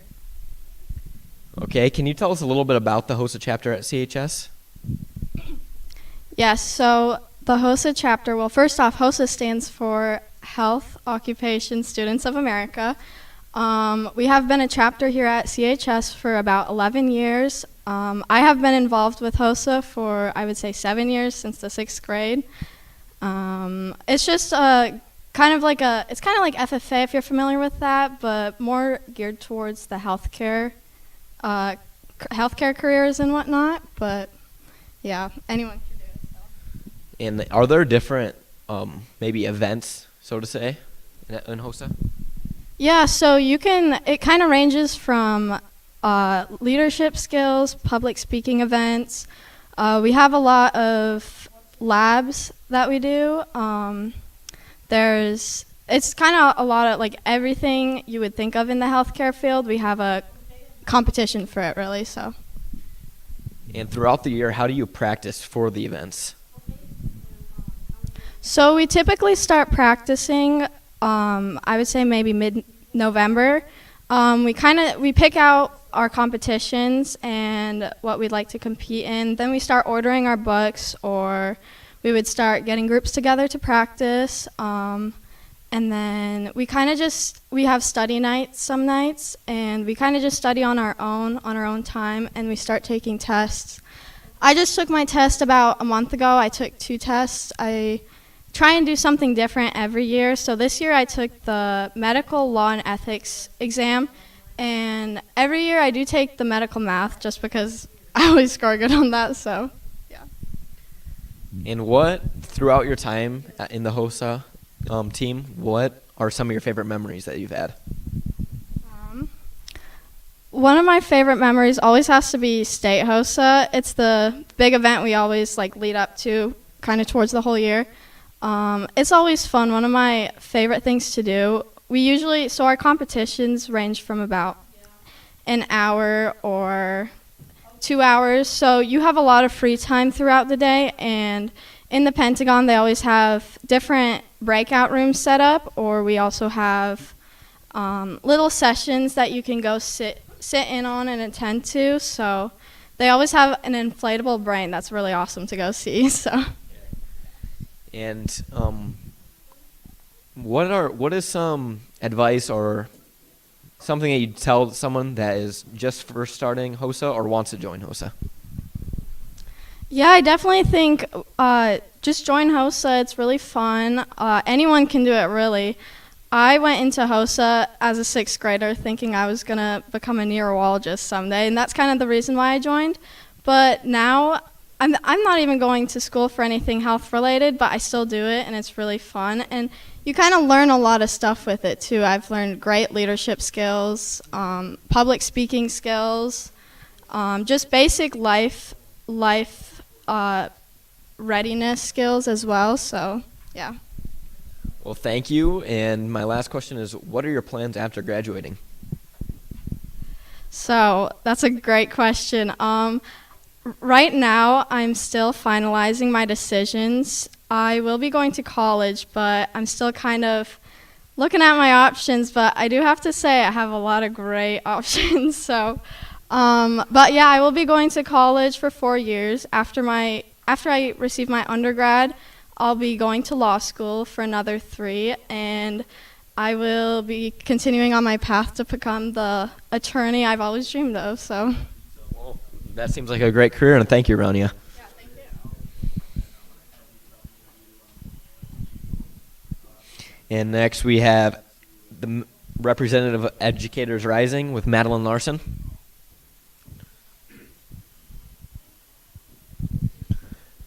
Hello, Madeline. Can you introduce yourself and maybe tell us about the program? So my name is Madeline Larson.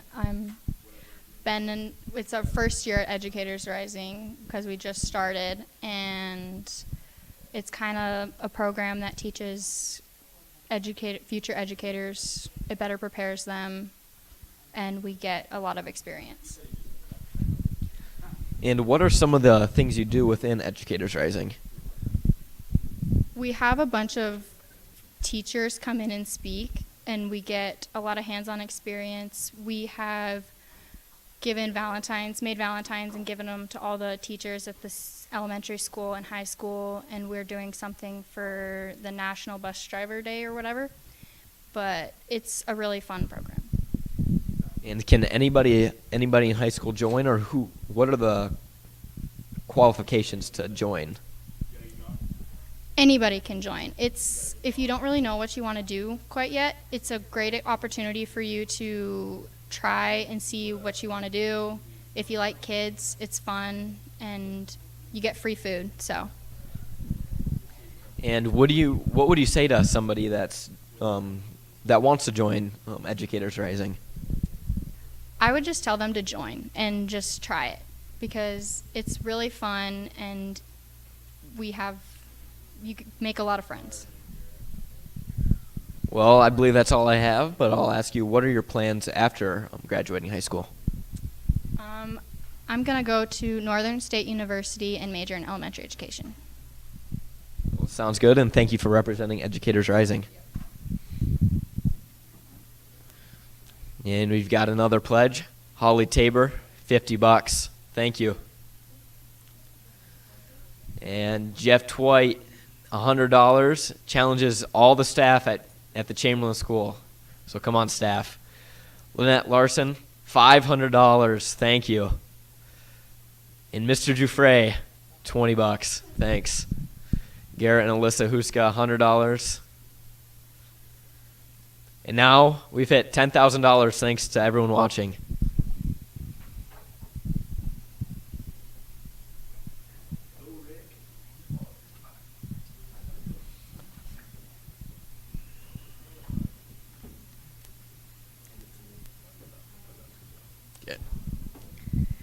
Now we've got the man, Eric Ryer, talking about helping ends meet. Eric, can you tell us a little bit about helping ends meet? So it started in 2018. It provides meals for students at risk for hunger in the Chamberlain School District. It's open to all students in kindergarten through 12th grade. And what are some of the things that is done in this program? Each week, volunteers from the community and also students fill bags to send home with students that are in need. Typically, students in study hall are open that are caught up on all their homework. So do you know how someone can get in this, or can anybody join the program? Yes, anybody can join the program. So what do they put in the lunches that are given out? Currently, each bag consists of 2 each of breakfast, lunch, fruit, and snacks. Items can also include frozen pizza, hot dogs, hamburger helper, and frozen banquet meals. And the last question I have concerning this is, what can people donate, or how can outsiders help the program? Yeah, donations for the program are given by individuals, organizations, and businesses in the form of food items or money. Others have used their Thrivent action cards to purchase food or directed their Thrivent choice dollars to Helping Ends Meet food program. We have received grants as well that help to cover the cost of food each month. Well, that's all I got for you, Eric. And well, thanks for talking about Helping Ends Meet.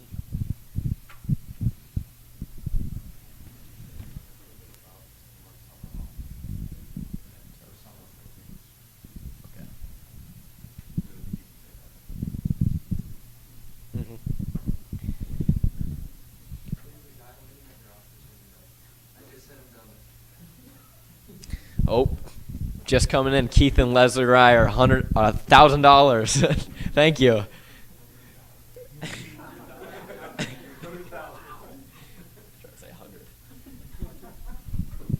Now we're talking with Anna Pazur. Can you introduce yourself and tell us what you're talking about? My name is Anna Pazur. I am the activities director here in Chamberlain for the school district, and I was asked to come in and kind of talk about our summer offerings that we have here in our district. We've had a lot of kids come in and talk about what we have going on during the school year from August to May, but we haven't really talked about what's going on in June and July, and that can be what I kind of talk about now. In June and July, we have a lot of different things. a lot of our high school sports programs offer different camps. They do different open gyms. They also do youth camps and different things like that. We also have a lot of different camps that are done in our local community, thinking of colleges, but also thinking like theater and those opportunities. I know the Washington Pavilion does a lot of different camps for the arts and for the fine arts and theater and drama as well, which is a good resource with that too. Dakota Wesleyan offers some great camps, which is about an hour away, which is another good opportunity. But again, too, locally, we have our Chamberlain Rec Department. They do a lot of things with their summer rec program. We have a really good swim team program that's happening in the summer that kids can be a part of. But something that we have too here in Chamberlain that our coaches and that our kids are heavily involved in is Cub Power. It is our summer strength and conditioning program. It is in June and July, and we have it about 3 days a week. We have sessions in the morning, and then this year we're going to have an evening session for those who maybe can't make it in the morning, which is really exciting too. That information will be coming out really soon. If you are not connected already, make sure that you like our Cub Nation Facebook page. That is where we post a lot of our different activities and our offerings that we have there. Very soon, in the next couple weeks, there will be a Google document that will be shared on there that just has a variety of different summer offerings that happen all across the state of South Dakota.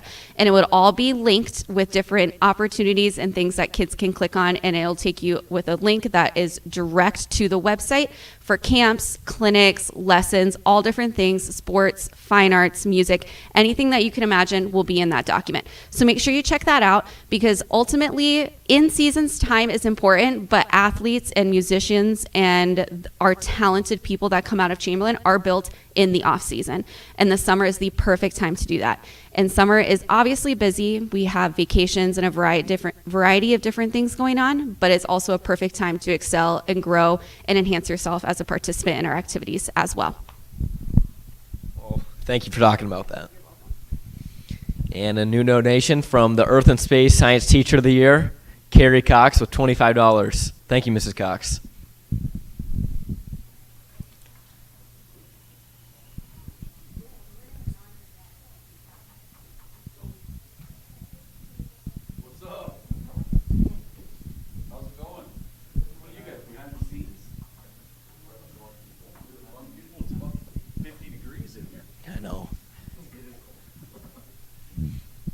We have our next Chamberlain High School alumni. Can you introduce yourself, please? You betcha.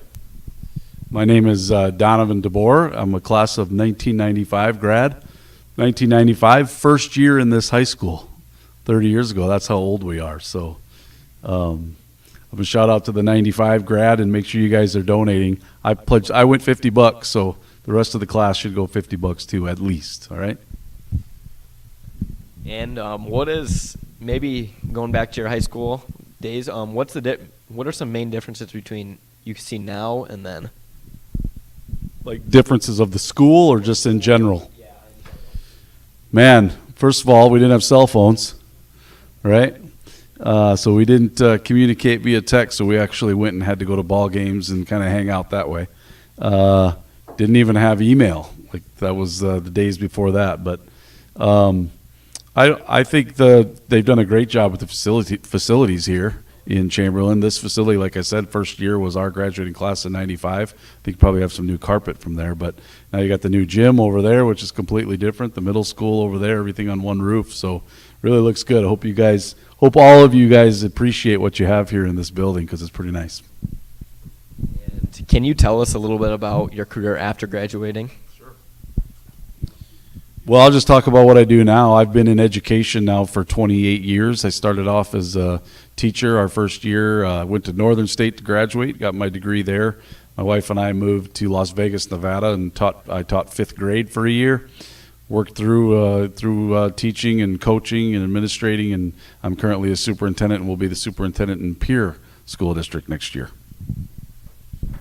How excited are you to start your new job in Pierre, and can you tell us a little bit about that too?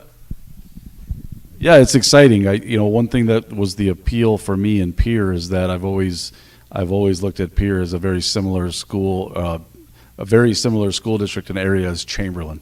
It's just a little bit bigger because it has the capital and a few more people. But demographics are very similar. It's got the river there like Chamberlain. I loved growing up here. It's a great place to be as far as recreation and really good people. So that peer experience, I'm hoping, is going to be very similar to here. Brings us both closer to my family here in Chamberlain, and also my wife's family in Sturgis.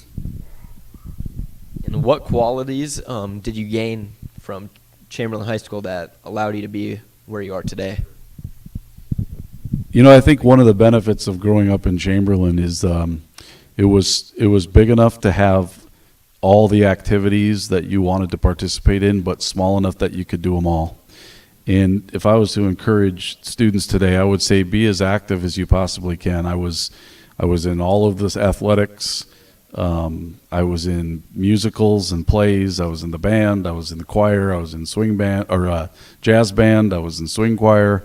Ran track, played basketball, football, cross country. I mean, you have the opportunity in a school this size to be able to do it all and to be able to be successful in it all. So to be that well-rounded person that tried everything and enjoyed doing everything, it's going to keep you busy. It's going to teach you a work ethic, to give you responsibility and how to be a leader and how to be a teammate. I just think the more you can be involved in, the better, the more rounded individual you'll be. And my last question I have for you is, what would you tell maybe underclassmen attending CHS and about advice about being in high school, and the graduating seniors this year about moving forward?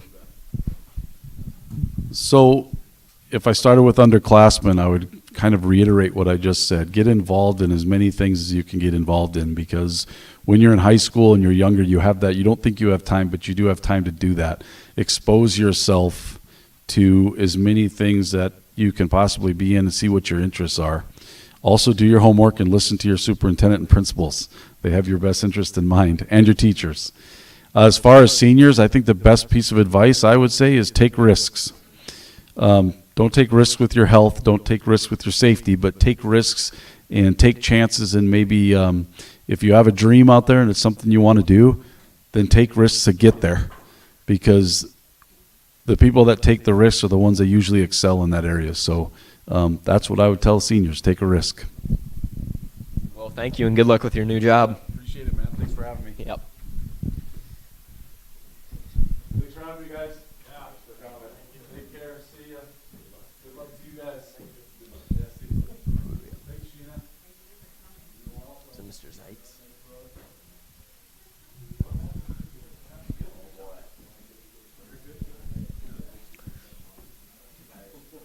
Next member of our school district is Superintendent Dr. Zeitz. Can you maybe introduce yourself to us?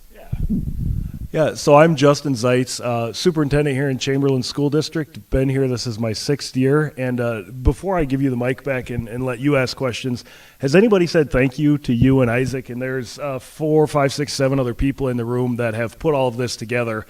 If they haven't, thank you for all you do for this. You guys are great. You have the best interest of Cub Nation in mind, and you're doing this for everybody else out there, for your classmates. So if you haven't heard it yet today, thank you so much. This means a lot to the community. Well, thank you. And what is on the horizon with the school district, with the building projects, the recent gym, and all the new school, and the old elementary? Yeah, that is a great question. If you haven't been downtown, down Kellum Avenue, the old elementary doesn't exist anymore. And they just turned Kellum Avenue into a two-way street. Was a one-way for many, many years. So we're working with the city of Chamberlain to turn that over to them for development, and really kind of working for ways for this community to grow larger and to get people interested in moving here. It is a great community. It is one of those that's kind of a hidden gem along the interstate and a river. Every day you go downtown, you've got people from 2 or 3 states away visiting here, fishing. We've got a lot to offer. So we want to know how we get those people interested here and get them kind of the workforce we need, and what the district's role is in developing that. And what are some of your favorite parts of Chamberlain School District in general? I love that question. So I graduated from a community in Minnesota, Canby, Minnesota, and we had 83 kids in our graduating class. So very similar to Chamberlain. You get to know the staff. I get to know the students here in Chamberlain. Traditionally, superintendents are often in office and you don't see them. My office is right in the middle of the school. I'm part of the middle school, the elementary. I love when people come ask me to sub or be involved in activities like this. I can sit down and chat with the students. I've talked to you 2 or 3 times in the last month as you are working towards graduation. So really get to know you guys. And one thing that's great about this school district is we're small enough that we can be in everything, but yet we're big enough that we have everything. We have all of the classes that other schools have, the dual credits, the AP. We have all of the activities. We have fine arts. We have it all. And we know all our kids. It's really is this nice little community. How did you build your interest in getting to the position you are in today? That's a mouthful of a question, right? So to make the story a little bit shorter than it probably needs to be, when I was in high school, I had a principal that was very influential in basically my high school career. Dr. Slaba, who's actually retiring this year. He's 30 years in Canby. So if this happens to come across your desk, hi, Dr. Slaba. Really interested in what he did, the scheduling, the hiring of teachers, and making the school work. And so there was always kind of my goal to become a principal. Once I did that in Mitchell, working very closely with the superintendent over there, Dr. Graves, and became interested in what the superintendency entails and how I can take this vision that was just a middle school and apply it to an entire district. And Chamberlain allowed me the opportunity to do that. Okay, and my last question for you is, what advice would you give to even the youngest kids in the elementary all the way up about high school? And then what advice would you give to the seniors of our class on getting through college and their career as a whole? Yeah, so the biggest piece of advice I'd give to the entire district, K-12, don't be afraid to fail, right? You're not learning unless you're failing. Try something new. Just because you don't know how to do it doesn't mean you can't learn. Don't be afraid to step up and say, I'd love to volunteer to do that. Let me see what I can work on. Yes, and. Yes, and is a very powerful phrase. Yes, I can help you with this. And is there anything else you need help with? As far as the seniors go out and experience life. You really don't know what you're interested in if you're sticking to what you've always done. Go out, join the clubs. I've seen swim team, rodeo club, golf on here. Go out and try something you've never tried before. You might enjoy it and you might really be good at it. And a lot of you guys, kindergarten through 12th grade, you're learning and trying to figure out life for jobs that don't even exist yet. So don't get stuck in this one-track mindset. Try and figure out where you belong. Well, thank you, sir, and thank you for coming on here today. Yeah, thank you. Appreciate it. And it looks like we have a few more pledges coming in. Hopkins Plumbing is pledging $100 and challenges Nate Nealon Construction. So come on, Nate. And Melissa Hutmaker with $100 and Chantel Creel with another $100. Thanks. Peggy Hanslick, $150. And Megan Mosel with $50. Keely Reese Elwood with $50. So thank you to everyone that's donated so far, and we support you to keep donating. So thank you. Yeah, we just want to say the phone lines will still be on, so you can still donate even when we end. And we want to say thank you to everyone for behind the scenes and me and London up here interviewing people and all the people that we interviewed today. And we want you to continue to keep donating. And with the extra $6,500 from the Bloom family, we are just under $19,000. So thank you all for that. Well, I just got to say thank you for everyone and our administration for putting this on for us.